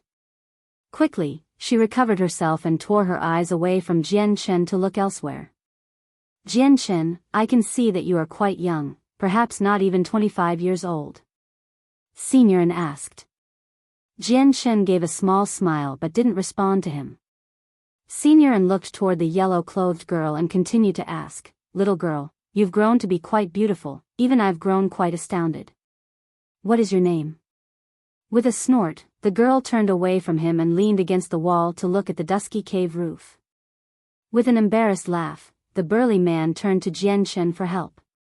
Seniorin, don't bother, her temper is quite bad, Jian Chen smiled. Even he didn't know the girl's name other than the time when Xiangran had called out to her as Luan heir. Hearing Jian Chen's words, the girl immediately whirled around with a furious expression, you're the one with a bad temper. Seniorin stealthily took a look at the girl with a hand scratching his nose and thought to himself, it seems Jian Chen is correct. While this girl is quite lively, her temper is equally large. This isn't a person we should offend. Jian Chen's eyes narrowed as he looked on with a displeased expression. Then, he took out a few space belts with dried blood and a space ring. Whoa, Jian Chen, you've so many space belts. There's even blood on some of them, did you steal those? Seniorin looked at Jian Chen with a look of shock and his mouth wide open. Even Zheng, who was sitting right next to Seniorin, looked at Jian Chen with some shock and a strange look in his eyes. Jian Chen laughed at Seniorin's words and replied, is it considered stealing if they tried first? Under the amazed eyes of Seniorin and Zheng, Jian Chen began to take out and classify the items within the space belt and space ring. In total, there were 4 purple cards, 3 Class 5 monster cores, 200 Class 4 monster cores, 500 Class 3 monster cores. There was a small mountain of money that shined with purple, gold, and even silver lights. There was also a small pile of around 400 tokens lying about. Seeing the pile of black-colored tokens, Seniorin's eyes immediately zoomed in on it and nearly began to drool as he muttered, "Wah, there's so many tokens." Even Zheng had been moved by such a sight as his heart began to beat wildly. Jian Chen didn't lift his head up from the pile and began to divide the items into 2 smaller piles. Storing them within a space belt, he handed them to the girl and said, "Take it, these are yours." The girl stared fiercely at Jian Chen as she took the 200 tokens from within the space belt into her own. Then, she threw the space belt back at Jian Chen and said, "The other things in here are of no value to me." Without any more objections, Jian Chen took the remaining items into his own space belt. The 2 purple cards, 2 class 5 monster cores, 100 class 4 monster cores, and the pile of money, he didn't think that the girl would be so rich that she would disregard this wealth of items. Senior stared at the space belt thrown at Jian Chen with some disbelief and swallowed the saliva building up in his throat with some difficulty. Turning to look at the handsome Jian Chen, his bald head thumped against the walls of the cave continuously in regret. Why couldn't I have been born a few years later? Ah. Why couldn't I have been born handsome? I've only just figured it out. If one is born handsome and popular, even the beautiful women will take the initiative to give the good items to you. Senior continued to mutter to himself as if no one was around. The girl sitting on top of the rock began to heave up and down in anger while trying to pretend to ignore the man. But her eyes continued to shoot fire as she stared maliciously at him. Sitting right next to Senior, Zheng looked at Jian Chen and the girl with a sluggish look. Seeing how the girl acted shocked his heart. 2 purple cards, 2 class 5 monster cores, 100 class 4 monster cores and a large sum of money was not an easy thing to give away. This sight was far too much for him. The items in that space belt were an abundant amount of wealth and would even tempt an Earth Saint Master. It would appear that despite the age of these two, they are not people of ordinary status. To be able to toss around a class 5 monster core, they must belong to powerful people and hold powerful positions. The man thought to himself.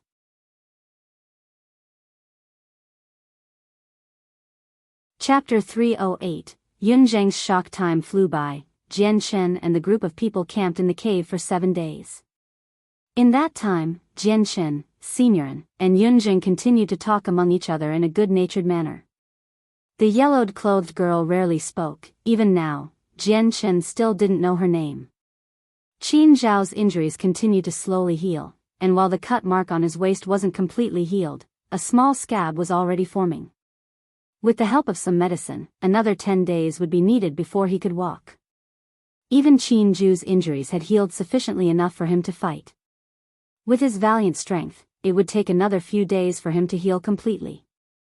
Within the dark cave, the fire that had been burning incessantly danced slowly. By the side, the sitting Jian Chen slowly opened his eyes and looked around the room. Qin Zhu, the girl, and Senior were all sitting in a meditative position and Qin Xiao was still laying on the stretcher with his eyes closed in a sleeping position. Only Zheng was not in the cave. Jian Chen restoked the flames before walking out of the caves. A while after he had left, the yellow-clothed girl opened her eyes from her meditative position and scoured the place. Then, closing her eyes, she went still again. Arriving at the cave's entrance, Jian Chen began to take in the fresh air of the outside world before closing his eyes in a pleased manner. The ventilation within the cave wasn't the best, and the stuffy, hot air within the cave caused everyone inside to feel uncomfortable. Taking in another deep breath, he climbed down the mountain slope to wander about. Since he had to protect Qin Xiao, Jian Chen didn't dare go far. Until Qin Xiao was fully healed, Jian Chen didn't plan on leaving this place. If they were to travel with an immobile Qin Xiao and came across a strong individual, then it would be very problematic. Even if he wasn't afraid for himself, but if the target was Qin Xiao, Jian Chen would be stuck in a problematic situation. In this short amount of time, Jian Chen had collected a total of at least 1,000 tokens. The competition had only required a total of 500 tokens in order to pass, so Jian Chen was well above what was needed. The only thing left for him to do was survive for the rest of the time limit. Jian Chen leaped into a 30-meter tall tree and sat on top of a tree branch. Laying down on it, his head continued to think about the Ming Dong who was still within the hidden shrine. I wonder how Ming Dong is doing. His ancestor was good friends with the Shrine Lord. He will definitely help out Ming Dong. When I see him again, he'll definitely be vastly different. This gathering of the mercenaries is the easiest way to obtain a heaven-tier battle skill. As long as I try my hardest, then I will definitely obtain it. When I am strong enough, I will be able to return to the Jessen Kingdom and settle my debt with the Huayan sect. With a heaven-tier battle skill, the Changyang clan will definitely increase in power as well. Muttering to himself, Jian Chen continued to lay about on the tree as he stared up with a determined look. Shortly after, Jianshen let out a breath of air with a worried look. The Jessen kingdom is currently in a bad situation. The neighboring 4 kingdoms are uniting against them. Within 2 years, there will definitely be a war between the 2 sides. Before that happens, I must increase my strength as much as possible and be of some help. As Jianshen continued to plan for the future on top of his tree branch, the shadows of 3 men quickly flew toward his direction with the speed of an arrow. From the 3 men, the frontmost person was especially pale and drenched with blood. His originally white robes were heavily stained with blood as the 2 men behind him chased him with their saint weapons ready to strike. Sensing the 3 men, Jianshen pushed aside the foliage in order to see just what was happening from his overhead perch. Just as he looked at the 3 men, he revealed a surprised look before smiling. I didn't think that he would be chased in such a manner. It seems that he plans to bring them back to our campground. With that, Jianshen leaped down from his tree branch and stood right next to a tree in front of the 3 men. From the 3 men, the person running away was the same person from the caves, Zheng. At this moment, Zheng was in a miserable state and had long since lost his svelte attitude.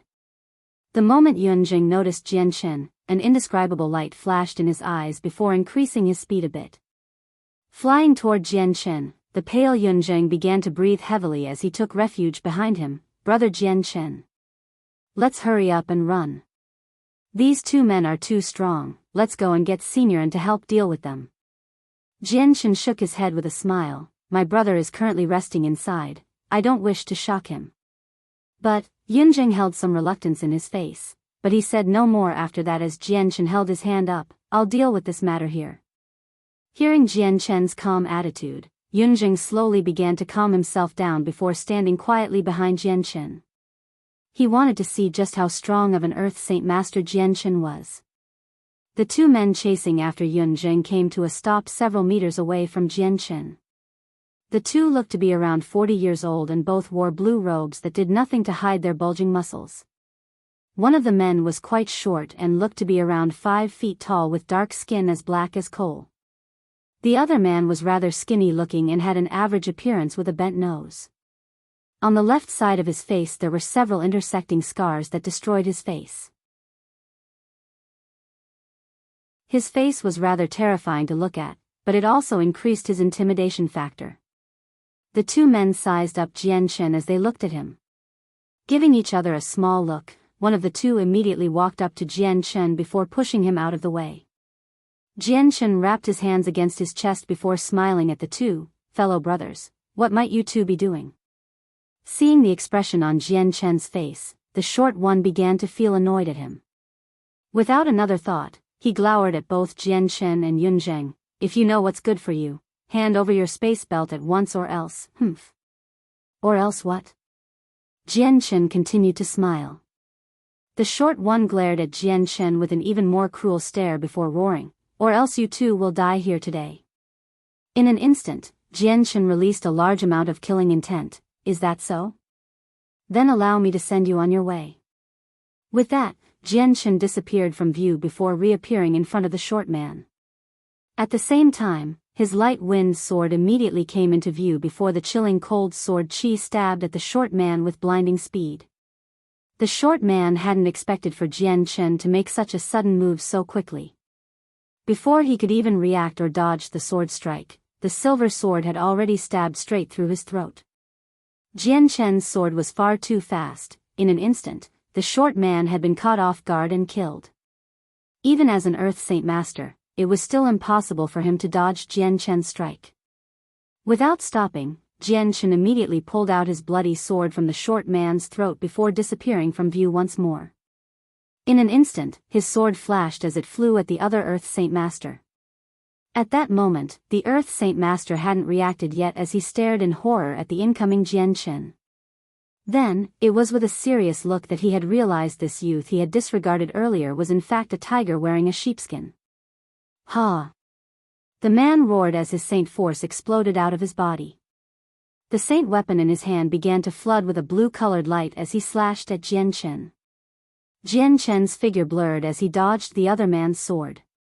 His light wind sword became a silver glow of light that flew at his throat. Reacting quickly, the man tilted his head to dodge Jian Chen's strike and allowed the sword to slip past him. However, the sword swept past his neck and a small cut appeared on his throat. As the man was starting to rejoice, he suddenly felt a stinging sensation on his neck. Before he could even look down and see what happened, his head was immediately cut off. It spun through the air before falling back down to the ground as his headless body fell to the ground with blood flying everywhere. These two men were strong enough to force an Earth Saint Master like Yunjing to flee, but in an instant, they had been killed in a single strike by Jian Chen. That made Yunjing open his eyes wide in disbelief and shock at what had just happened. This type of strength, was this really something a 20-year-old youth should be able to possess? Standing to the side of Jian Chen, Yunjing tried to breathe in and out in order to calm himself. Although he knew that Jian Chen was already an extremely terrifying Earth Saint Master, he didn't think that the two men that were chasing after him would be dealt with in a single strike. Despite this fight happening right in front of his eyes, Yunjing still couldn't believe it and thought he was dreaming. This was an illusion and not reality. It completely toppled over what he knew as true. As a traveler in the continent who had painfully cultivated for 30 to 40 years before finally making a breakthrough to become an Earth Saint Master before the age of 50, this was already an achievement that could be considered to be a genius. Those who became an Earth Saint Master before the age of 50 were all well-known experts and geniuses of cultivation with a bright future. Right now, 2 Earth Saint Masters were killed by a youth that wasn't even 25 years old. This was a massive blow to Yunjing, and as such, this was the very first time that he had felt that this world was truly unfair and absurd.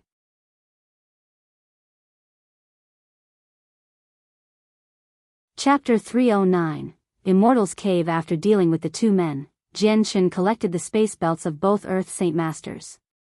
Turning their bodies aside, Jian Chen didn't see anything else of value on their bodies. While these two were Earth Saint Masters, aside from their robes and space belts, there wasn't any space rings to be seen. Space rings were treasures within the Tianyuan continent that were symbols of status and power. Although Earth Saint Masters were qualified to have a space ring, not all of them had one. Jian Chen looked at the bloody Yunjing and spoke to him, "Let us go back and treat your injuries. Walking out here with injuries isn't a safe thing to do." The two then left the area. Yunjing watched the slowly disappearing back of Jian Chen with some remaining shock. Before he had even blinked, Jian Chen had killed 2 Earth Saint Masters. Something like this would give him an everlasting impression of Jian Chen. Could he be one of the rumored geniuses? Yunjing sighed before running to catch up with the receding figure of Jian Chen. The two figures returned to the cave where the bloody figure of Yunjing attracted the attention of everyone. The one friendliest to Yunjing, Seniorin, stood straight up with a furious expression. "Yunjing, what bastard did this to you? Tell me, and I'll go tear them limb from limb." Seeing just how concerned Seniorin was, Yunjing smiled faintly. "I had some bad luck. When I was hunting, I came across 2 Earth Saint Masters. But fortunately, Brother Jian Chen came along and killed them both." Hearing Yunjing, Xiao, who was lying nearby, stared at Jian Chen with a surprised look before turning suspicious and doubtful at Yunjing's words. "Jian Chen, is what he says true? You were able to take down 2 Earth Saint Masters by yourself?" Xiao spoke with an expecting tone. Sitting nearby, Ju's ears shook slightly, but his eyes didn't open. Jian Chen nodded his head, but gave no response. Xiao took on a pleasantly surprised look as he spoke with some excitement. "Jian Chen, just how did you grow to become so amazing in such a short amount of time? When we first initially fought, I knew that you were already amazing, but I didn't think that you would be able to kill an Earth Saint Master so easily. That is because during the time I left the Tianqin clan, I managed to make a breakthrough to become an Earth Saint Master." Jian Chen replied. Hearing that, Ju's eyes snapped open as he looked at Jian Chen with shock. Even as his eyes opened, he remained as still as a statue. "So it was like this," Xiao spoke with some understanding. Time went by in a flash. Soon there was only half a month remaining in the competition. In that time, Jian Chen had rarely ventured out and spent the majority of his time within the cave and silently protected Xiao. The yellow-clothed girl had used her solunar bow to make a new cave for her to privately cultivate. Signorin and Zheng both constantly walked outside and came back to the cave with bruised bodies the majority of the time. A few of the times, they had been chased down by several strong Earth Saint Masters back home, where Jianchen would promptly deal with them. The power that Jianchen would constantly display always reminded Signorin and Zheng of his strength. Those of the same cycle were miles away from Jianchen's level. Second and third cycle Earth Saint Masters were not an opponent for Jianchen at all. Not too long after, Jianchen had unconsciously become the pillar for Zheng and Signorin. After several more days, Qin Zhao's body had been completely healed. Almost as if he had provoked Jianchen's ire, Qin Xiao immediately set himself about to cultivate as soon as he was healed with the assistance of monster cores in order to reach the Earth Saint Master realm as soon as possible. As for Qin Zhu, who had healed even earlier, it was almost as if he cherished words like gold. Ever since he had met Jianchen up until now, he had never said more than 10 words total. This had made him even more quiet than Katafei back in Wake City. In the quiet cave, only the sounds of the crackling fire could be heard inside as the light constantly flickered. Jianchen sat in a meditative position in a corner of the cave with a Class 5 monster core in his hand in order to absorb it. With the Jessen kingdom on the verge of danger and the Changyang clan as well, he had to hurry up and increase his strength. There was no time to squabble around and waste time. Within the dark cave, everyone was cultivating, causing the leaking energy from the monster cores to gather within the cave. It was as if the cave was originally filled with this energy and was paradise for cultivators. At this time, the sounds of rapid footsteps could be heard. Jianchen's ears shook slightly from the sound, but he made no movements to get up from his position. The footsteps grew closer as Signorin and Zheng both entered. Jianchen, I've news, good news. I've heard from someone on the outside that there is a cave to the south of the forest that used to have a senior cultivator in it. There's treasure inside, and I'm willing to bet there's at least one heaven-tier battle skill. Signorin spoke out hurriedly. The moment Jianchen heard the words, heaven-tier battle skill, he instantly snapped open his eyes. Although everyone was cultivating within the cave, in this sort of condition, they remained vigilant to the outside world. Not even the subtle and sudden gust of wind would be able to escape their notice. Qin Zhao's eyes widened as he said, Heaven-tier battle skill? Are you sure that's right? What if some enemy was trying to announce false news and later set up a huge trap for everyone? Signorin shook his head, that I don't know. But many people are already heading on over there. I've heard that even the 5 experts are going there. 5 experts? What 5 experts? Qin Xiao questioned. The 5 experts are men with a very well-known reputation and are also the strongest men around. In a short amount of time, practically everybody and everyone knows their names. Zheng spoke out to Jianchen. While he knew Jianchen was strong, he didn't know whether or not he was stronger than the 5 experts. Jianchen's heart skipped a beat. Who are the 5 experts and what are their names? They are called Qin Ji, De Gufeng, Tin Muling, Shi Xiangran and Jiedo Wukong. TL note, Qin Ji is not from the Tianqin clan. Jianchen narrowed his eyes slightly at the mention of one of the names as he muttered, I've no idea that he would covet these treasures or even be called one of the 5 experts. Jianchen, shall we go or stay? Qin Xiao spoke, clearly showing that Jianchen was the leader. Jianchen hummed to himself before saying, we are going. Standing up, he spoke again, there's no time to waste, we have to go now. There's only 15 days of the competition remaining. Afterward, Jianchen led Signorin, Zheng, Qin Zhu and Qin Xiao out of the cave while the longbow girl coincidentally flew out from her cave as well to follow. I've heard there is a heaven-tier battle skill in the southern caves.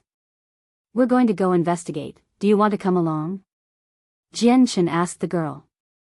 For a moment, the girl's eyes rested upon Jianchen before nodding slightly without any more words.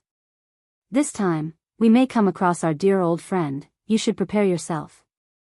Jianchen said. With that, the 6 people flew out of the caves toward the south. On the way, Jianchen noticed plenty of people rushing the south as well. With information about a heaven-tier battle skill being left behind in a senior cultivator's cave, every single person was rushing on over. These men were primarily great Saint Masters with a small bag to hold their possessions on their backs. Their space belts had long since been taken from them aside from a few sets of clothes and food. For these men without tokens, the Earth Saint Masters wouldn't bother them any longer unless there was some sort of deep grievances they had between each other. So these great Saint Masters could travel on the road without any major fears. Occasionally, there would several fights that broke out among foes, but those did not impede Jian Chen's group at all. Many of those who saw Jian Chen's group were quite smart. When they saw the colorful clothes and the space belts that swayed with their bodies every step, each one of them could guess that the people with Jian Chen were all extremely strong. They traveled for 5 days when Jian Chen and the group finally reached a dense forest. In this location, there were several groups of competitors that were all here to see if the information was accurate or not. I've heard that there are several extremely strong magical beasts guarding the cave. Even the 5 experts and around 30 Earth Saint Masters fought several times without a chance of success of entering the cave. That's right, I've heard there were several battles, and some of the Earth Saint Masters already died. Only 3 of the 5 experts still remain untouched. The magical beasts guarding the cave are too strong. If it goes on like this, then I'm afraid no one will be able to enter the cave before the time is up. Nothing is guaranteed just yet. Right now the secret of this place is already leaked. Haven't you seen the never-ending stream of people coming here? Just wait for the 5 experts to all assemble, then they'll be able to enter.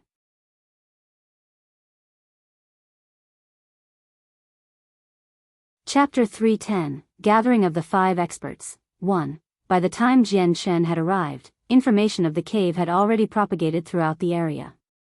By now, Jian Chen could confirm that while there was no confirmation of a heaven-tier battle skill inside the cave, the very existence of the cave was real.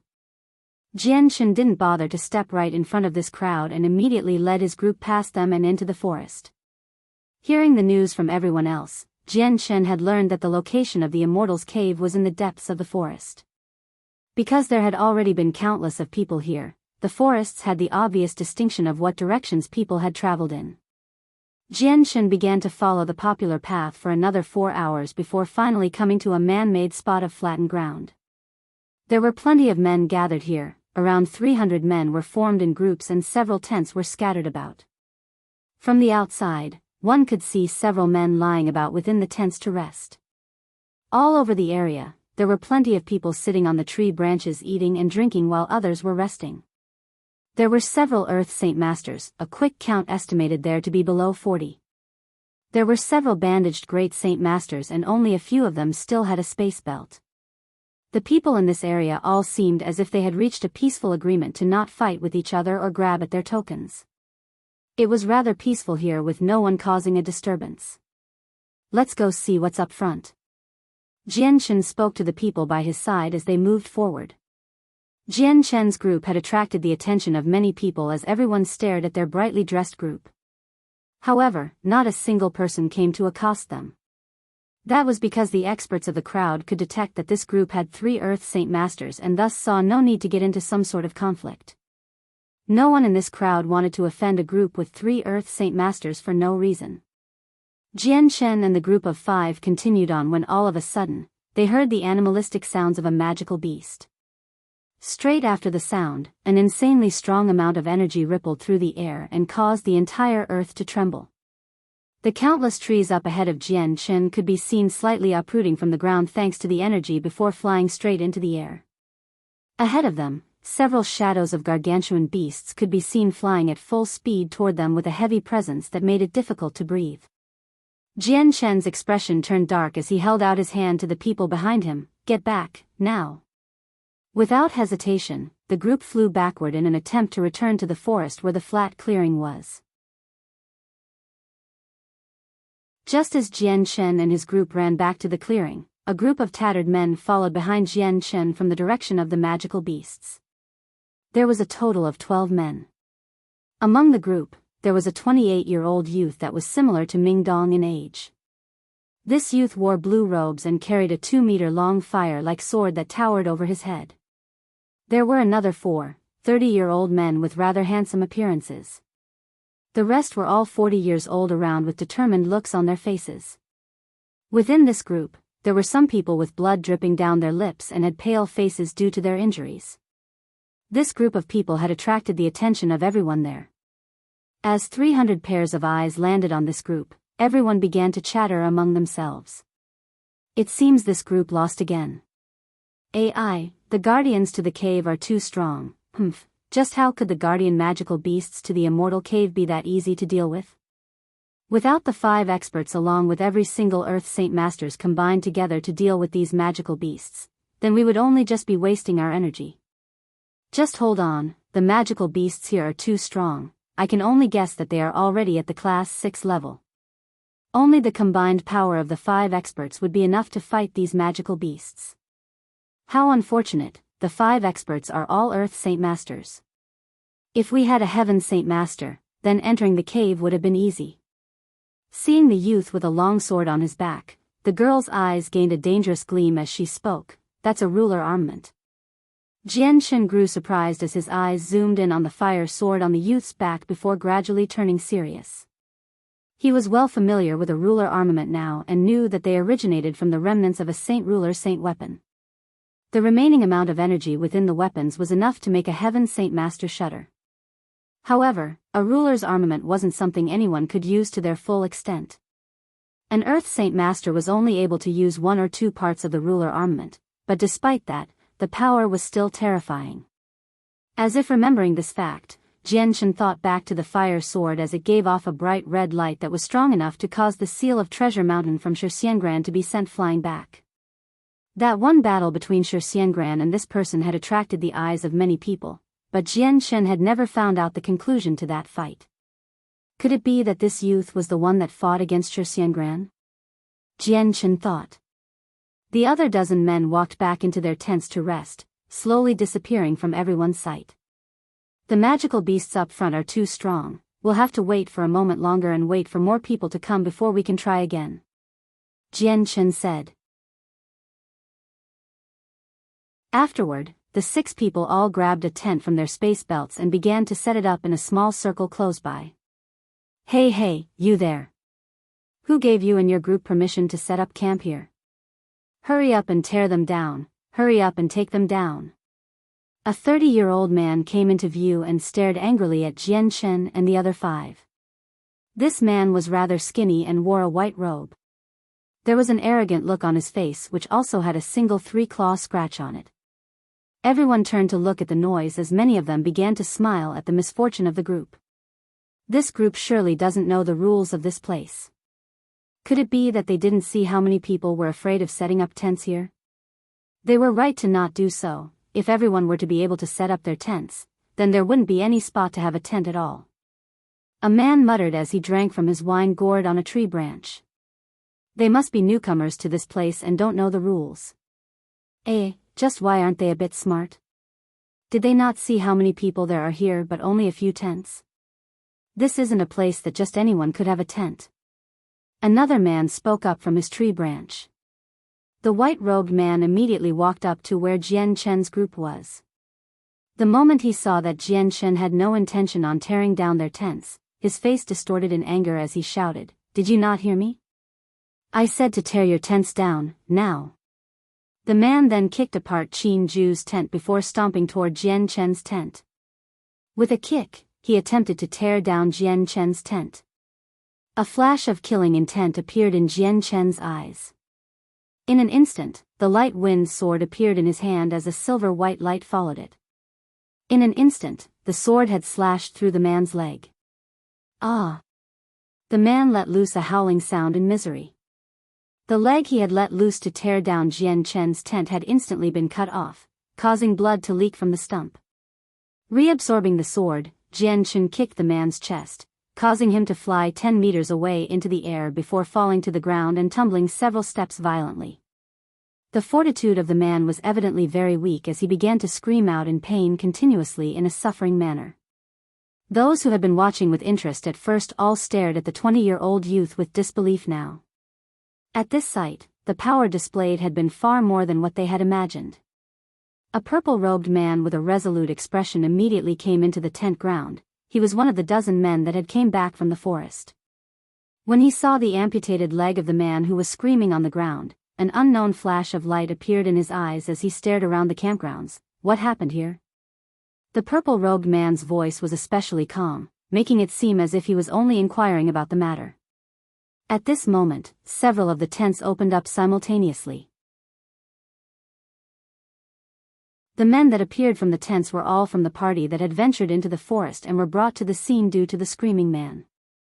"Jia Caxi, who's the one that hurt you?" A horrified voice could be heard as a scarred middle-aged man came running forth like an arrow to the man with a furious face. "Big brother, it was him. He cut off my leg, my leg.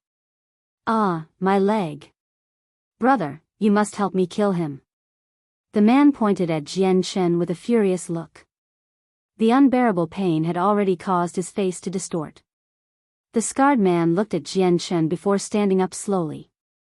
A 3-meter-long red spear appeared in his hands before quickly running toward Jian Chen without a single word. The spear danced with a fiery red glow as it flew toward Jian Chen. Jian Chen gained a cold look in his eyes as the light wind sword smashed against the spear. The collision caused a large shockwave of energy to fly out, crushing the surrounding 10 meters of vegetation into the ground. The people watching all retreated back several steps in order to allow the two people to settle their dispute.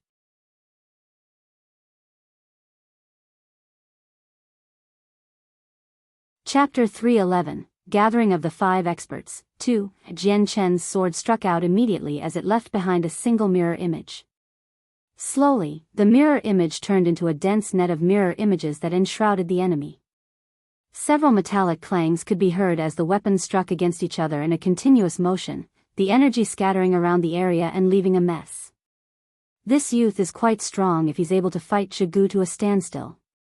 The fire sword-wielding youth muttered under his breath with some shock. "This youth is quite complex to be able to fight Jianghu on a scale like this without being put at a disadvantage. Geniuses are too scary. When he grows older, he will definitely be a person of major influence and power. My lord, should we go rope him into our grace?" The purple-robed man asked the fire sword-wielding youth.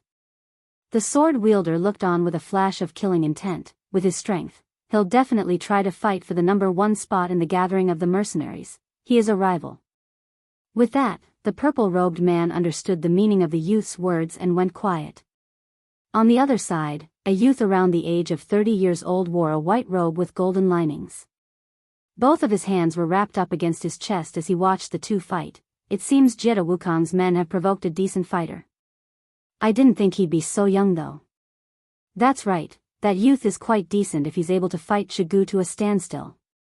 If his strength was limited by just a small amount, it would be his defeat for sure.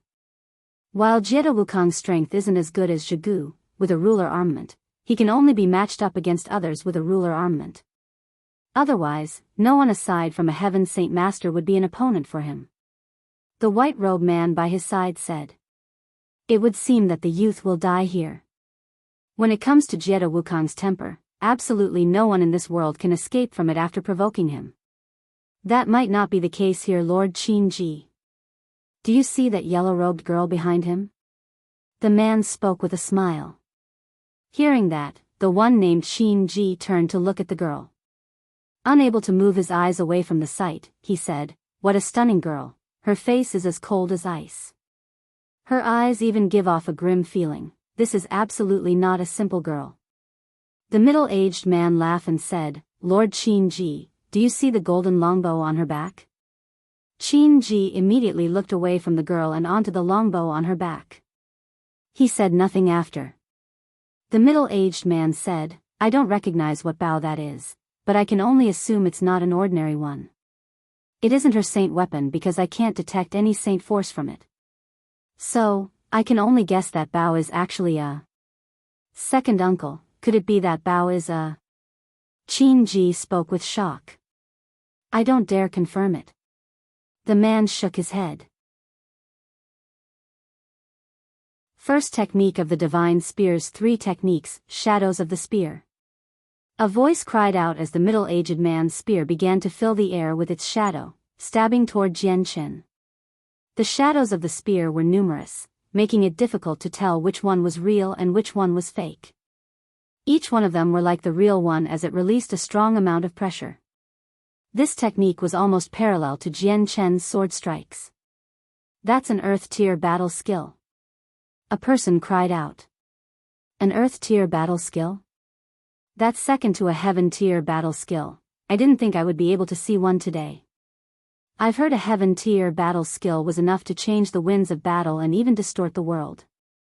Who knows what an Earth-tier battle skill will be capable of? Jianchen let out a sneer as he closed his eyes. His right hand continued to blur as the sword in his hand covered the air with phantom images of the sword that rivaled the spears in numbers. Ding ding ding ding. Following a series of metallic sounds in a short amount of time, the man and Jianchen continued to fight for 100 blows. The two were traveling at speeds so fast they were almost invisible to the naked eye. The only difference was that while the man was relying on his battle skill in order to strike at such high speeds, Jianchen was relying on his own strength to lash out at equal speeds. What a fast speed! The fire sword youth cried out in shock. His sword is too fast, even I find it hard to keep track of the real one. The purple-robed man spoke in amazement. What a fast sword, just what did he do in order to reach a speed where he could fight against the battle skill of Jianghu? Qin Ji asked in amazement. Even I'm curious about this. A sixth cycle Earth Saint Master with the wind attribute would find it difficult to achieve such a speed. His Saint Force is clearly not of the wind attribute, yet he is still able to achieve such a speed. It makes me feel too astonished, just what is helping his arm swing that fast? Second technique of the Divine Spear, Divine Dragon's Tail. A bright red spear flew into the air before smashing downward with an extreme amount of force onto Jianchen. At the same time, an intense amount of pressure pressed down onto him as if it was a heavy stone, causing Jianchen to feel unable to advance a single step. Without fear, Jianchen lifted his sword and with a large amount of sword qi, he met the spear head-on. Bang! Following a loud explosion, a large ripple of energy surrounded Jianchen as he was forced back several steps with his arms trembling slightly. Following his backward momentum, two small ditches could be seen from the drag. As an Earth-tier battle skill, the second technique and first technique were equal in strength almost. Third technique, all-conquering Divine Spear.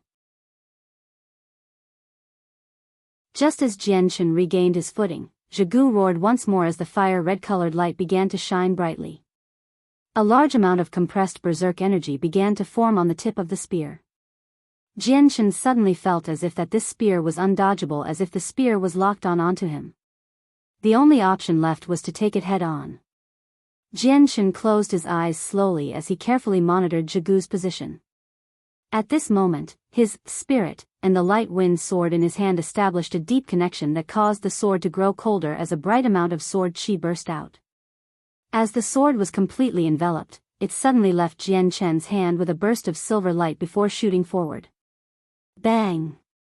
Another loud bang could be heard as the compressed energy on the spear's tip lost its equilibrium.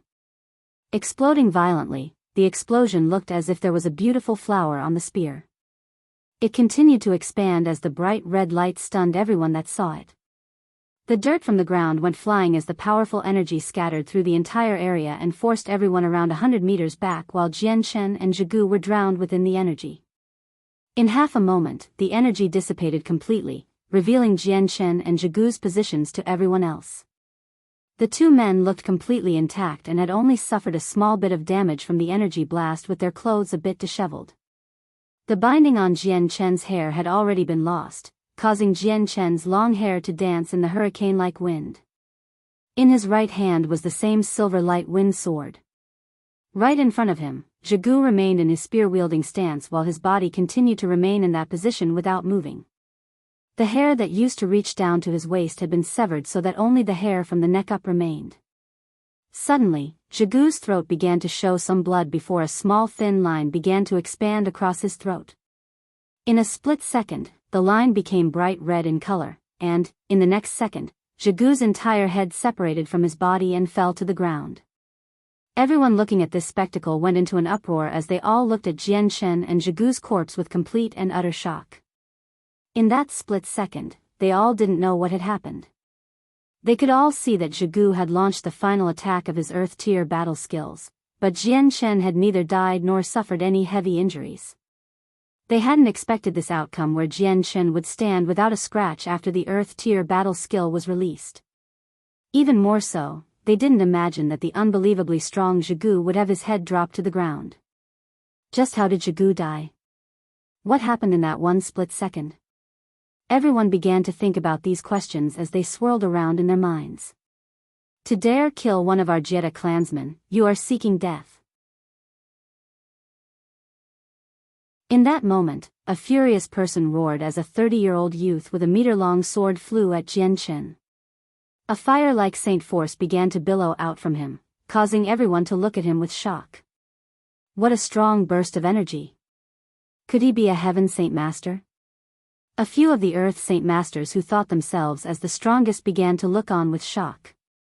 Even Jian Chen's face grew deathly serious as he saw the ruler armament in the youth's hand. This would be the second ruler armament he had seen in this place, and the both of them were swords of the fire element. Die! The youth stared at Jian Chen as he swung down his ruler armament. Jian Chen was already familiar with what a ruler armament was, so without daring to meet it head-on, he retreated backward.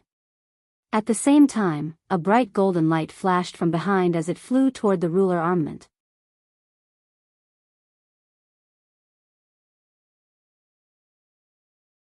Chapter 312, Gathering of the Five Experts. 3. The golden light that appeared behind Jian Chen suddenly struck against the ruler armament with a loud ear-ringing sound. Another blast of energy flew out from the collision and spread out toward everyone watching. Those with the strength of a great Saint Master within 100 meters were instantly sent flying away.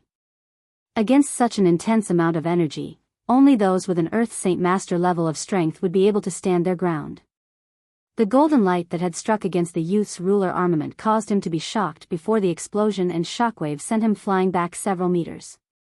When he regained his footing, his face was already beginning to pale. Ruler armaments were extremely strong, and when two ruler armaments clashed in such a close proximity, even an Earth Saint Master would be hit with a strong feedback.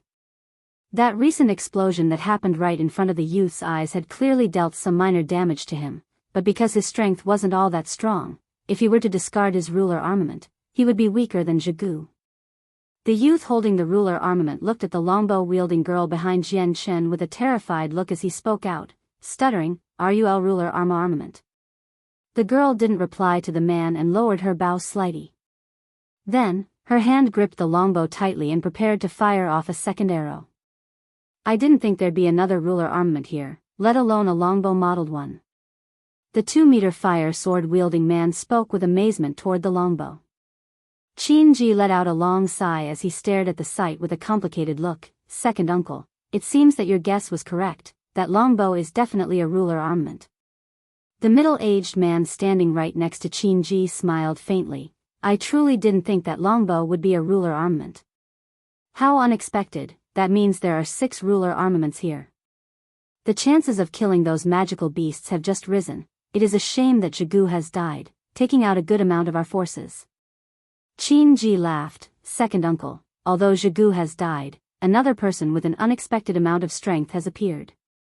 It seems to me that he is by no means weaker and will be a great boost to our strength." "That is correct." The appearance of the Saloner Bao caused the youth who came out to avenge the death of Zhigu to waver before standing still and shouting, "Who are you?" "That is my question to you." Jian Chen spoke out calmly. Although he was afraid of getting hit with a ruler armament, he didn't show it on his face. The youth looked at Jian Chen with disdain before looking back to the girl and spoke proudly, "This one is called Jetta Wukong." Within this isolated world, Jetta Wukong's name had been known to everyone as one of the 5 experts. Jian Chen, who had been scoffed by Jetta Wukong, laughed coldly. "So you're Jetta Wukong, you're nothing much then. If you were to go without your ruler armament, then you would not even be an opponent for me to kill. You are courting death." Jian Chen's words reversed the scale of Jetta Wukong. causing him to immediately blow up in anger. Holding his ruler armament, he flew at Jian Chen, but before he could get far with his outstretched ruler armament, he immediately stopped. The girl had notched her lunar bow once more and was already aiming the bow at him. Jiedo Wukong's face went white for a moment. While they both had ruler armaments, a bow always held the advantage in a long-range battle. If he were to be shot, even if he were to block it with his ruler armament, the mighty explosion that would happen after would force him to eat up a loss. To him, eating up a loss was not an outcome he wanted. He would definitely come out the loser since the golden arrows were too fast for him to dodge. Thus, Jiedo Wukong was stuck in a difficult situation to retreat from. Seeing how Jiedo Wukong was stuck in a difficult situation where he could neither retreat or advance, a laugh could be heard in the crowd. He, just what lively event is happening here, who's fighting? It's surely a large battle if I can feel the mountains shake, you've scared this girl half to death almost. With that, a pink-robed girl walked past the crowd with small quick steps. By her side, she was followed by two expressionless men. This was a fully matured girl who looked to be around 26 years old. Her entire body seemed to exude an endless amount of charm, and with every movement, it seemed that she was able to enrapture anyone nearby. The pink-robed girl's appearance could only be described as devastatingly beautiful, that was exceedingly rare under the heavens.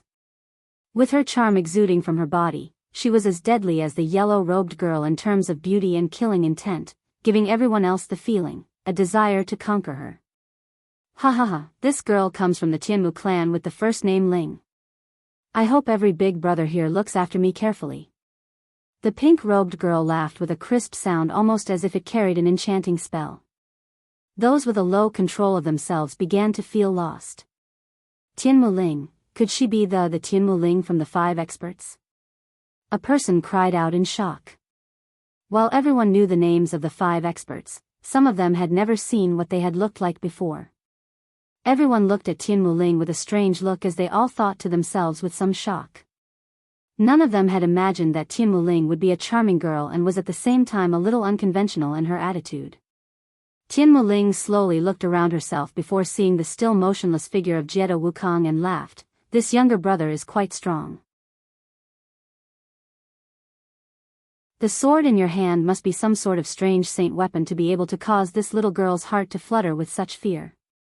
With that, Tianmu Ling took on a scared expression, making herself seem quite pitiful. Jiedo Wukong had an embarrassed smile on his face as he tried to use this as a way to escape from the situation. He slowly put down his ruler armament and spoke proudly, this one is called Jiedo Wukong. This saint weapon is the treasure of my Jiedo clan. Rumors say that it is the byproduct of the first generation and possesses a boundless amount of energy. It is so strong that if a sixth cycle Earth Saint Master were to use this sword, then it would be capable of killing a Heaven Saint Master. Wow, how strong! Tianmu Ling had a look of shock on her face as she put her jade white fingers up to cover her mouth. This type of reaction caused Jiedo Wukong to feel even more proud of himself. Then what might the other big brothers be called? Tianmu Ling looked at everyone else that had some sort of authority within the crowd. This one is Qin Ji. The white and gold-lined robed youth cupped his hands together with a gentle smile. This one is called De Gafeng. The other man with a 2-meter-long sword made of a fiery red color cupped his hands as well. Qin Ji, De Gafeng, and Jiedo Wukong, you three are all men this little girl has heard before. This girl didn't think that 3 of the 5 experts would appear right in front of her or that these 3 elite big brothers would be so handsome that my heart would start to dance and leap. Tianmu Ling was like an 18-year-old girl that was staring with eyes of infatuation. It was as if she was meeting her adored idol as her eyes suddenly turned into stars. And what might little sister be called? Could you call me big sister?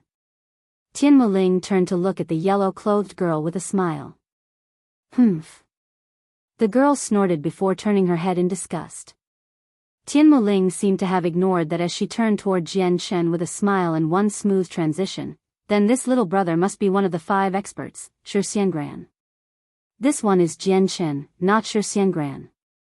Jian Chen spoke calmly. A look of surprise appeared on Tianmu Ling's face before instantly going away as she laughed. Little brother Jian Chen, you are quite handsome. So handsome that I almost went crazy, you should take responsibility for this. After hearing this, although Jian Chen knew that Tian Muling was only joking, he couldn't help but feel a giant sweat drop fall down his forehead. The yellow-clothed girl suddenly spat something out in anger. Oh! Could little sister here be jealous? Tian Muling laughed as she looked at the other girl while ignoring the insult that was thrown out. The beautiful face of the girl suddenly turned red as her chest began to heave up and down before staring angrily at Tian Muling. She started to fume angrily as she growled, "You should speak less garbage. Ayo, little sister has a large temper. This can't do, girl, you must be gentle, or else no man will like you." Tian Muling beamed. The yellow-clothed girl said nothing else. Suddenly, another set of footsteps could be heard as a 27-year-old youth wearing white slowly came into view. Jian Chen quickly took notice of this youth. From his appearance, Jian Chen's eyes suddenly took on a dangerous gleam. This person was Shi Xiangran. The differences between all of the 5 experts that were there, including Tian Muling, was every single person had a few strong experts with them. However, Shi Xiangran was traveling by himself. Shi Xiangran didn't notice Jian Chen yet, but the moment he saw the bright clothes of one of the people, his eyes took notice of the yellow-clothed girl and suddenly stopped. In an instant, the light wind sword appeared in Jian Chen's hand. He couldn't reveal the secret with his soul sword just yet, so the sword stayed in his hand.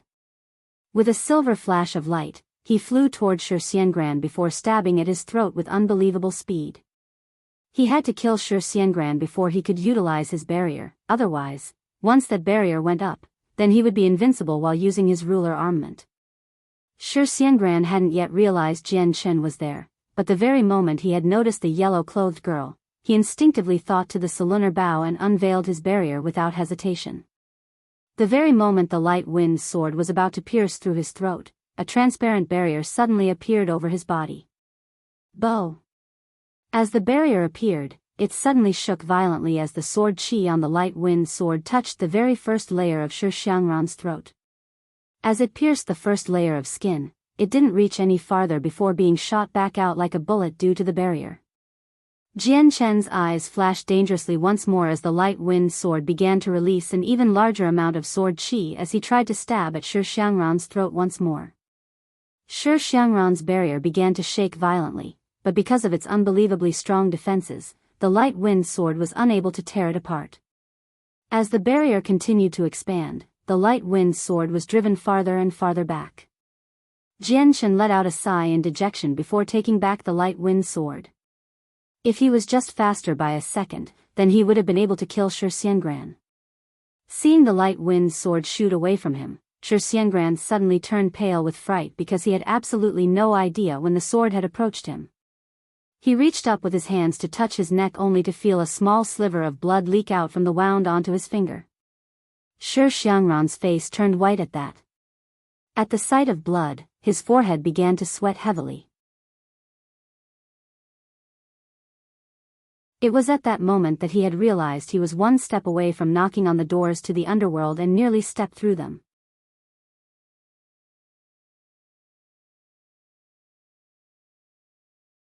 Chapter 313, Joining hands. Shi Xiangran's face continued to turn white at that. At the sight of blood, his forehead began to sweat heavily. It was at that moment that he had realized he was one step away from knocking on the doors to the underworld and nearly stepped across it. A furious anger began to swell up within Shi Xiangran's chest as he glared dangerously at Jian Chen. His eyes began to exude a treacherous amount of killing intent that went undisguised. Just now, if he hadn't been able to activate his barrier in time, he would have become a corpse. Furthermore, to die at the hands of someone that was younger than he was, to the high and mighty Shi Xiangran who spent his entire life being spoiled as the genius of the clan, was a humiliation that he could never forget. If I don't kill you today, then I will no longer write my name as Shi Xiangran. Shi Xiangran's eyes went bloodshot as he flew toward Jian Chen with an angry yell. From his space belt, he took out a small fist-sized iron chunk and threw it into the air. Quickly, the iron seal enlarged in midair and blocked the sunlight from above with a circumference of about 200 meters. Covering the sky of everyone nearby, the seal immediately came crashing down to the ground with a heavy wave of energy. The moment De Gufeng saw the iron seal above their heads, his eyes flashed dangerously before immediately taking out a long sword and slashed up with a fiery blaze. The very moment he slashed his sword, the surrounding temperature in the air suddenly increased by a terrifying amount. Even the 1-meter-long sword-wielder Jiedo Wukong looked up with disdain. Sneering, he leaped up into the air and struck at the seal with his sword of fiery blaze. Immediately, the temperature in the surrounding area increased once more, causing the vegetation in the area to dry up straight away. Even the trees that were reaching high into the air were beginning to shrivel up as if all of the water inside them was being evaporated. The fire was so strong, it was almost as if everyone was in a sea of fire. Qin Ji's face grew extremely dark as a machete appeared within his hand. The machete was surrounded by a cyan glow, but the shape of the machete itself was strange. The machete had a saw blade-like design where each tooth seemed to be inexplicably sharp. Qin Ji raised his machete and leaped into the air toward the seal of Treasure Mountain. With a single slash of cyan light, he struck out at the seal at the same time. Tianmu Ling revealed a long whip and laughed. This little brother has quite the temper. I haven't offended you, so could you please not go around randomly using things to smash into people? With that, her arm shook and brought the whip flying straight up at the seal. Whoosh! A flash of golden light flew past Jian Chen as the girl let loose her bowstring. An arrow of pure saint force condensed into shape as it flew at an unbelievable speed toward the seal. At this moment, the 5 experts had all unleashed their attacks each with their own ruler armament. The only difference was that 4 experts along with the yellow-clothed girl were fighting against one. Shi Xiangran's seal of Treasure Mountain encompassed 200 meters in circumference, which towered over everyone there. In his rage-induced stupor, he had failed to notice that he had offended everyone there. By the time Shi Xiangran realized this fact, it was far too late. Bang! The 6 ruler armament crashed against each other, emitting a large ear-ringing sound. Immediately, the ground began to shake and mountains started to tremble as the largest amount of energy that day flew out from every corner as a result and blew over the 5 experts and Jian Chen. Everyone was unable to keep grounded to the floor and could only fly backward. With each step they tried to use to anchor themselves, they could only succeed in leaving a small footprint. Ha! The explosion rocked the ears of everyone in the vicinity with an explosive sound.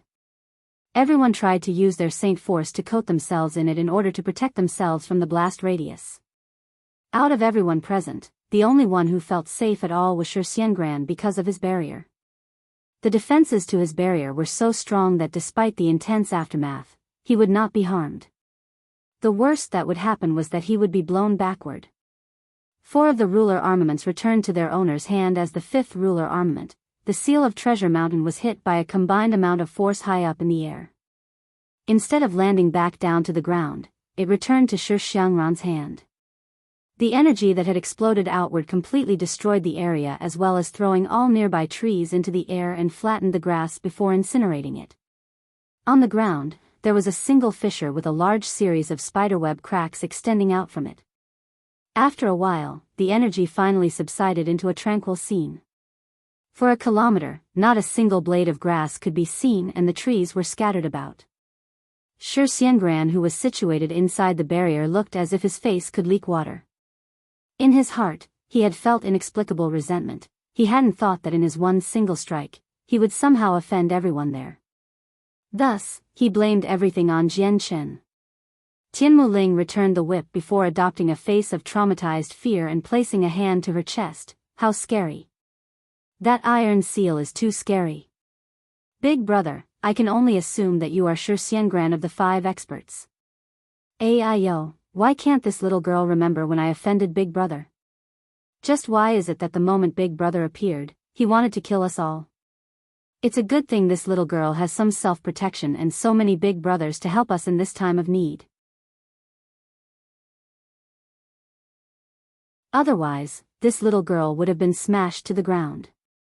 Hearing Tianmu Ling speak, Shi Xiangran's face grew even darker and darker. Before he could say anything, his face instantly returned to normal and then adopting an apologetic expression and cupped his hands together. I apologize everyone, when I saw a hated enemy of mine, I had somehow made a silly mistake.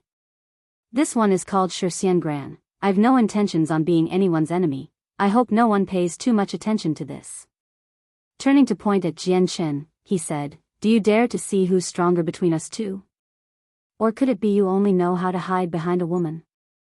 If it's like this, how are you any different from a coward? Xian spoke with disdain to Jiangchen. Jiangchen's face grew dark as he stared dangerously at Xian with an undisguised amount of killing intent. As a large amount of Saint Force concentrated in his hand and formed the light wind sword before slowly walking toward Xian. Right now, he planned to use the azure and violet sword chi in an attempt to test an idea. Although he wasn't sure if they would be able to destroy the barrier, Jiangchen could still wish. Seeing how Jiangchen still desired to fight Xian, the yellow-clothed girl couldn't help but feel anxious before running up to stop Jiangchen. Facing Xian with an angry look, she spoke, Xian, you despicable bastard, if it weren't for that barrier protecting you, you would have been killed long ago. Just what qualifications do you have to issue a challenge? If you are a man, then get rid of your barrier and fight like a man would.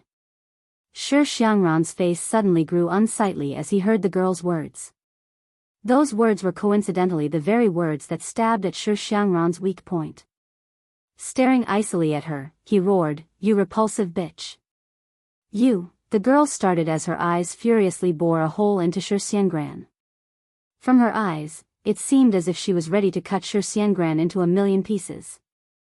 At that moment, Qin Ji walked in between the two and cupped his hands. Fellow friends, please listen to my words for a moment. Before waiting for the two to respond, he said, we have all gathered here today in order to find out the answer to the secret here. We shouldn't be wasting any times on useless things. Right in front of us is the Immortal's cave.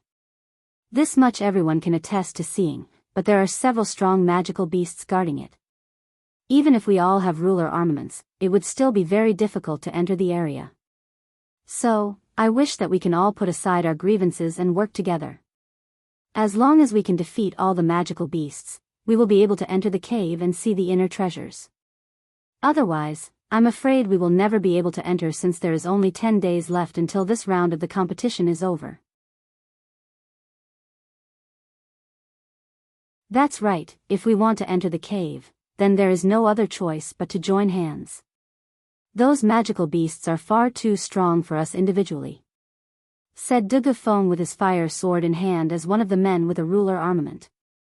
Ha ha ha, that's right. Fellow big brothers, it would be better for you to temporarily give up your hatred. Getting into the cave is of the utmost priority. I've heard there was a heaven-tier battle skill in there, that is a monumental prize. Plus, this is the cave of a senior cultivator, even if there isn't a heaven-tier battle skill, there'll definitely be a treasure of sorts in there. Tian Muling said. Right now there's only 10 days until the end of this round of the competition. When we get transported out by the strange energy, we'll be powerless to try and remain here. If we wish to enter the cave, then we must all unite. The purple-robed man next to De Gufeng spoke. Hearing his words, Jiangchen's eyes continued to flash continuously with some hesitation. In the end, he reclaimed his light wind sword. A heaven-tier battle skill was something he desperately wanted. Joining the gathering of the mercenaries was for the sake of obtaining one so that he could hand it over to the Changyang clan. One could imagine that if the Changyang clan were to obtain a heaven-tier battle skill, their strength would improve greatly. If the Changyang clan's strength was to increase to a sufficient amount, then he wouldn't need to hide from the Huayun sect and return to the gentle home that he remembered as well as the kind and loving mother he had.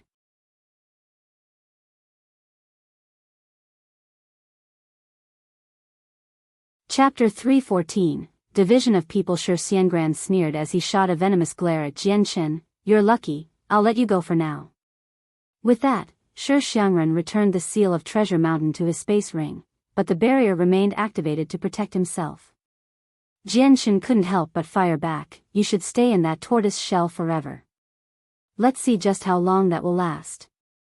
For the barrier that a saint ruler paid a heavy price to make be called a tortoise shell, Xiangran's face went ashen as he heard Jiangchen. Upon hearing those words, Qin Ji, Jetta Wukong, De Gufeng, and Tian Muling all began to smile unnaturally. Ha ha ha, for someone to say the barrier left behind by a saint ruler saint force is a tortoise shell, this little girl has lived for some time, but this is the first time I've heard of such a thing. Little brother Jian Chen is far too unique. Tian Muling laughed. Well then everyone, there's not much time left. We should plan accordingly now that we have 6 ruler armaments here. We'll definitely be able to destroy those magical beasts and reduce the casualties to an absolute minimum. Qin Ji spoke.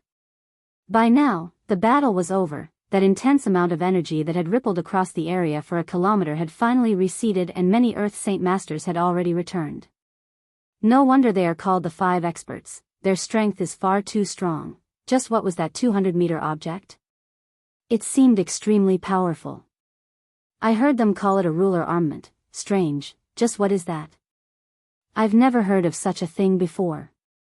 Many of the men there began to chat among themselves in quiet voices with a fear of speaking too loud. There are a total of 4 magical beasts, each one of is a rare species and are individually very strong. It requires 2 of us with a ruler armament in order to fight one of them to a standstill. I can only guess that it would take 3 of us with a ruler armament in order to kill one of the magical beasts. We have 6 ruler armament users, meaning that we can kill 2 of them, the other 2 will have to be dealt with by the others. Qin Ji spoke seriously. We have plenty of Earth Saint Masters, with the last 2 magical beasts, they'll be able to deal with them. Although no one else would have a ruler armament, the amount of Earth Saint Masters is enough to be able to handle any problem.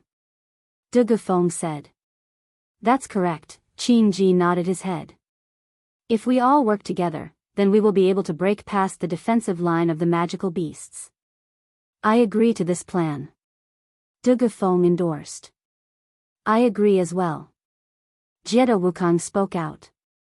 3 of the 5 experts had all agreed while the other 2 remained silent. Brother Jian Chen, if we may have your opinion. Qin Ji looked toward the yellow-clothed girl and Jian Chen and then the 4 men behind them. With a single glance, he knew that Jian Chen and the girl were both the pillars of their group. I see no problems.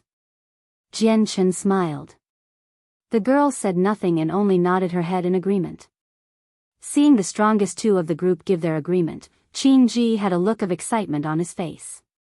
Then, with a look around the area, he spoke in a loud voice, everyone, now that the 5 experts have all united to enter the Immortal's cave, I hope that everyone will stand with us. Our combined strength will be enough to kill the magical beasts, and whoever enters the cave will be able to take their own treasure. As soon as Qin Ji finished his speech, everyone stood up at once and began to cheer loudly. Each one of these men were at least at the Great Saint Master level if not higher. If you are not an Earth Saint Master, then don't throw your life away. We are only inviting Earth Saint Masters to fight with us. De Gufeng yelled out loud, causing those of the Great Saint Masters to be displeased by this. After this, the Great Saint Masters could only retreat away from the campgrounds, leaving behind around 70 men. Each one of them were Earth Saint Masters with a strong background and a determined face. Good, then let's have everyone here so we can plan things out. I propose that we split up into 4 groups, each one will deal with a single magical beast. Does anyone have any opinions? Qin Ji spoke. This plan's fine, I agree. I agree as well. Everyone began to ask their questions. Just who will be in which of the 4 divisions? A person asked. Qin Ji smiled, when it comes to this, I've already a plan. The inner group here has enough people to split into 2 groups of 10. The rest of the 70 men here should split into 2 groups as well. 2 groups of 35 men, does anyone have any objections? The inner group Qin Ji had mentioned were all standing right next to him. Some were the 5 experts, including Jian Chen's group. It looked as though the men on the outside had the advantage, but that wasn't it. Those in the inner group were all the strongest individuals, and a few of them could easily fight against 3 other men at their level of strength with ease. Right now we should split our groups then. Qin Ji looked at Jian Chen and the girl with a smile. Jian Chen, would it be possible for us to be on the same division?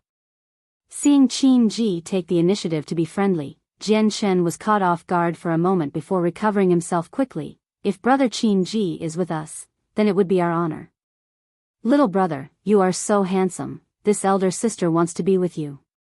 You wouldn't refuse me, would you? Tian Muling walked to Jian at a leisurely pace and a huff of air exhaling out of her mouth. Jian laughed with a collected face and calm heart. This one has no objections, but only Brother Qin Ji can accept. I've no objections either. Sister Tian Muling is welcome to join. Qin Ji spoke with a graceful smile toward her. Ha ha ha, little sister, you look ill. Could it be you don't want elder sister joining you? Ha ha ha, little sister, you don't need to worry. Sister here won't snatch this handsome brother away from you. Tian Muling spoke with charm toward the yellow-clothed girl. You should speak less crap. The girl fumed as her eyes stared furiously at the girl as if she could spit fire from them. Ha ha ha, little sister has a huge temper. That can't do, little girl, you have to be gentle. Be considerate and men will love you.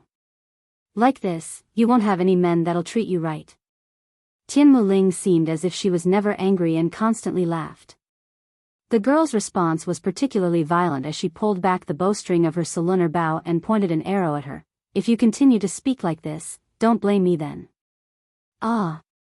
Tian Muling shrieked as she hid behind Jian for protection. With a fearful face, she said, Little sister, your older sister was only just joking. Please don't be so impulsive, otherwise, little brother's life here might be threatened. With a helpless sigh, Jian spoke, Tian Muling, it's best if you stop teasing her. She has a bad temper. Ha ha ha, little brother's words here are all too correct. Little sister's temper is quite bad.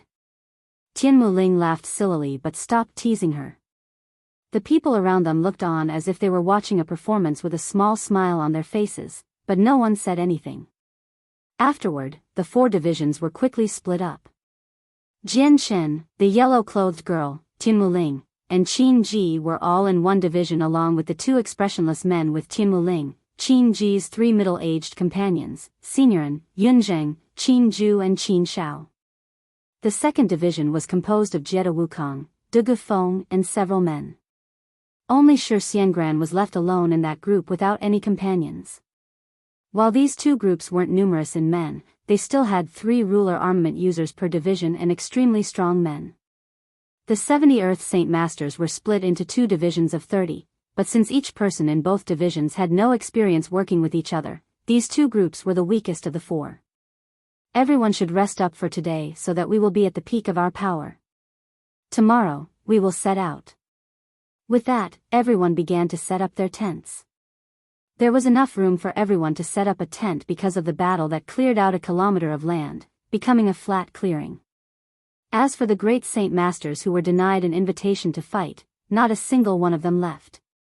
Together, they garrisoned themselves farther away in hopes that they could take advantage of the chaos and slip in.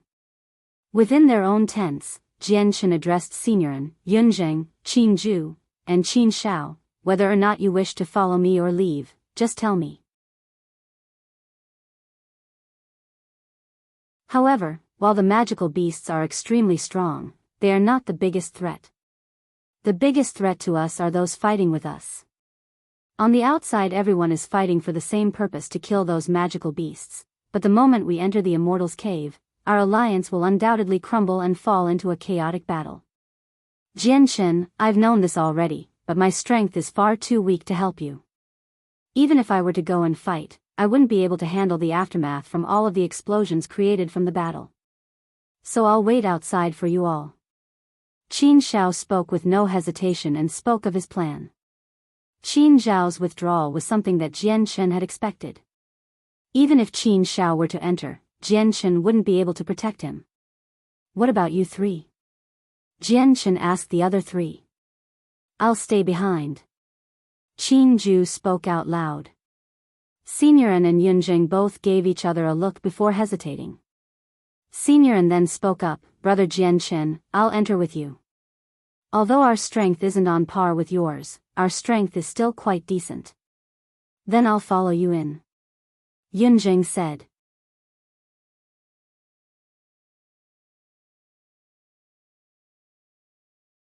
Chapter 315, Entering the Immortal's Cave, 1. On the second day, everyone cleaned up their tents and formed a dense group within the forest.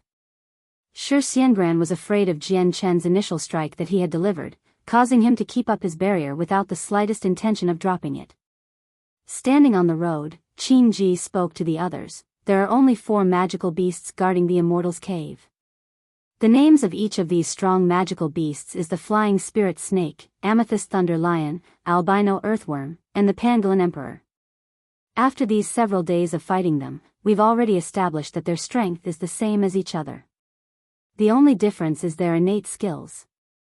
The Flying Spirit Snake is capable of flight and spits out an extremely potent poison. If it flies, then it will be extremely hard to deal with. The Amethyst Thunder Lion has a protective layer of amethyst scales that have an extremely high defense. It can also spit out lightning as well as discharge electricity from its body. It would be the best for everyone to stay away from it. The Albino Earthworm is a special variation of an earthworm. It has an equally strong defense to the Amethyst Thunder Lion, but its only weakness is that it is slow. For anyone with an wind attribute Saint Force, they will find the Albino Earthworm easier to manage than the other 3. The last one is the Pangolin Emperor and the biggest headache. Its attack strength isn't as strong as the other 3, but the most annoying trait about it is that it is especially fast. In a single moment, it can drill deep into the earth to evade our attacks and then strike out from underneath. It is completely silent when it is in the earth and leaves behind no trace.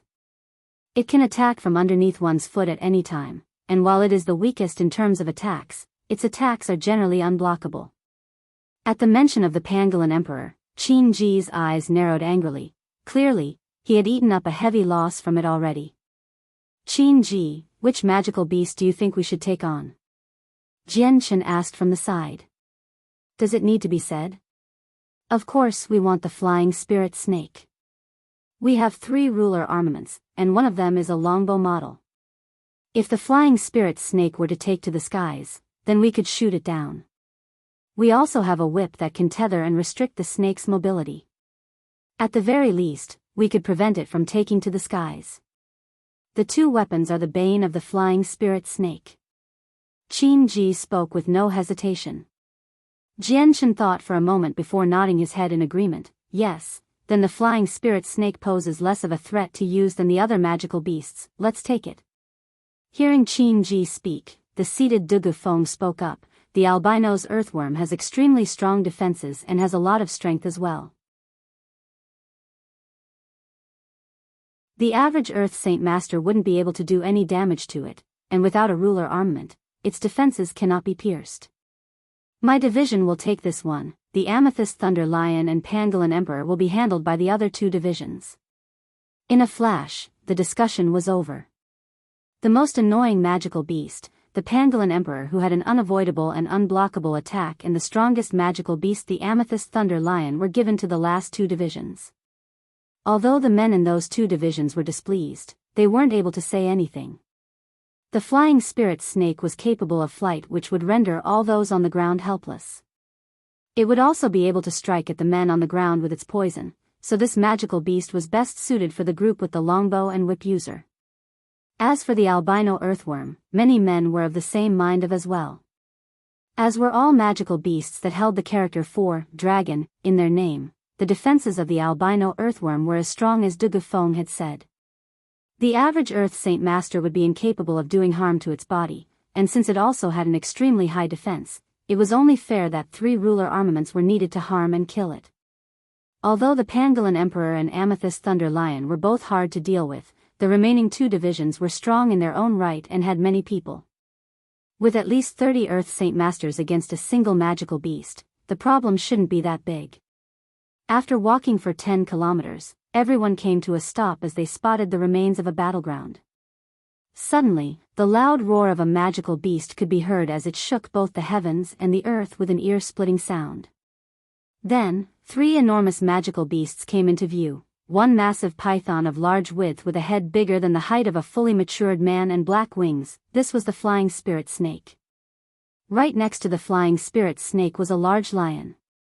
Its head was incredibly ferocious looking and had amethyst-colored scales layered all over its body. Occasionally, a ripple of electricity would dance across its body. This was the Amethyst Thunder Lion. To the side of Amethyst Thunder Lion was a gecko-like magical beast that was a meter tall and 10 meters long. Four stumpy legs held it up from the ground, and its body was completely covered by brown-colored scales.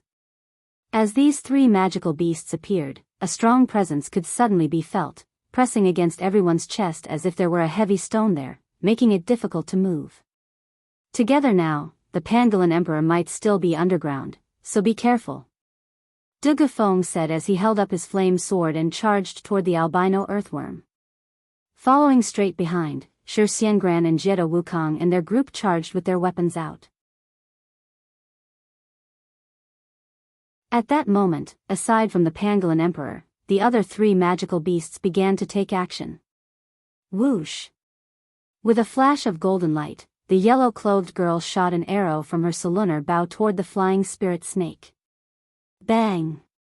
The arrow collided against the flying spirit snake with an explosive sound. The snake's entire body began to spasm for a moment before settling once more.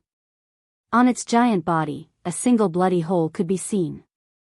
With an enormous hissing sound that stung the ears, the snake flew toward the yellow-clothed girl. Qin Ji raised his machete and roared, "Use the whip to bind its body." Tian Muling flew forward with a serious expression.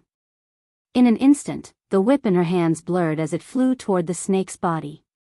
While in midair, the whip began to extend before becoming a 100-meter-long cord that wrapped around the two wings and bound it shut, preventing it from flying.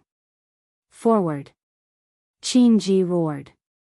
With his ruler armament in the air, he and three other men flew at the flying spirit snake. At the same time, Jian Chen's body blurred away as he flew at the flying spirit snake as well with his light wind sword. Senior An and Yun Zheng both followed close behind Jian Chen. Bang! An explosive sound and a billow of energy pulsed out like an ocean of energy. The surrounding area quickly went to ruins as the three other divisions began to fight as well.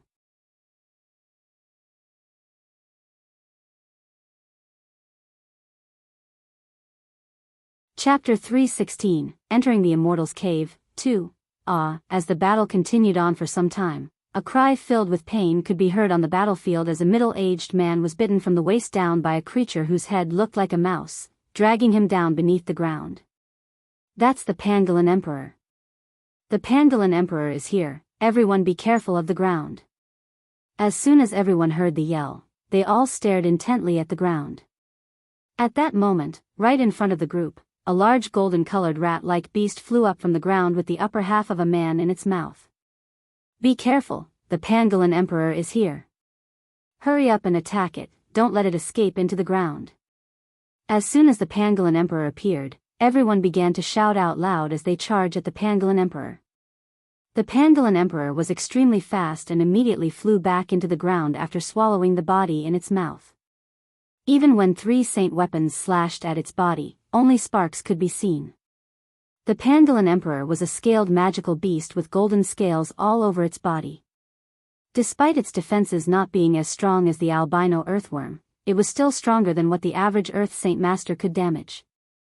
An incredibly sharp spike arose from the ground and instantly speared through the hip of a man before he could even react.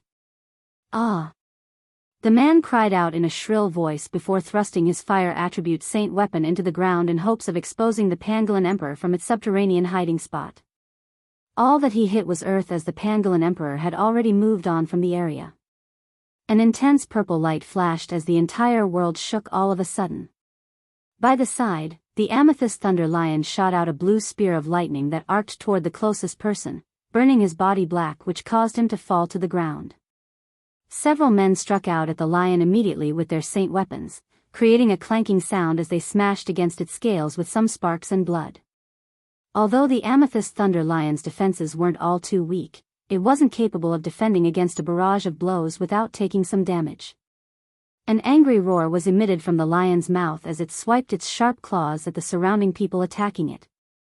Another arc of lightning was spat out from the lion's mouth and struck the closest person without giving him a chance to dodge. In that instant, 10 of the 30 Earth Saint Masters that had attacked the Amethyst Thunder Lion had been shocked by the lightning and fell to the floor with charcoal black bodies. Another 3 men were torn apart by the lion's claws, dying instantly and injuring several others. The power of an amethyst thunder lion was incredibly strong, and so those fighting against the lion would suffer the most casualties.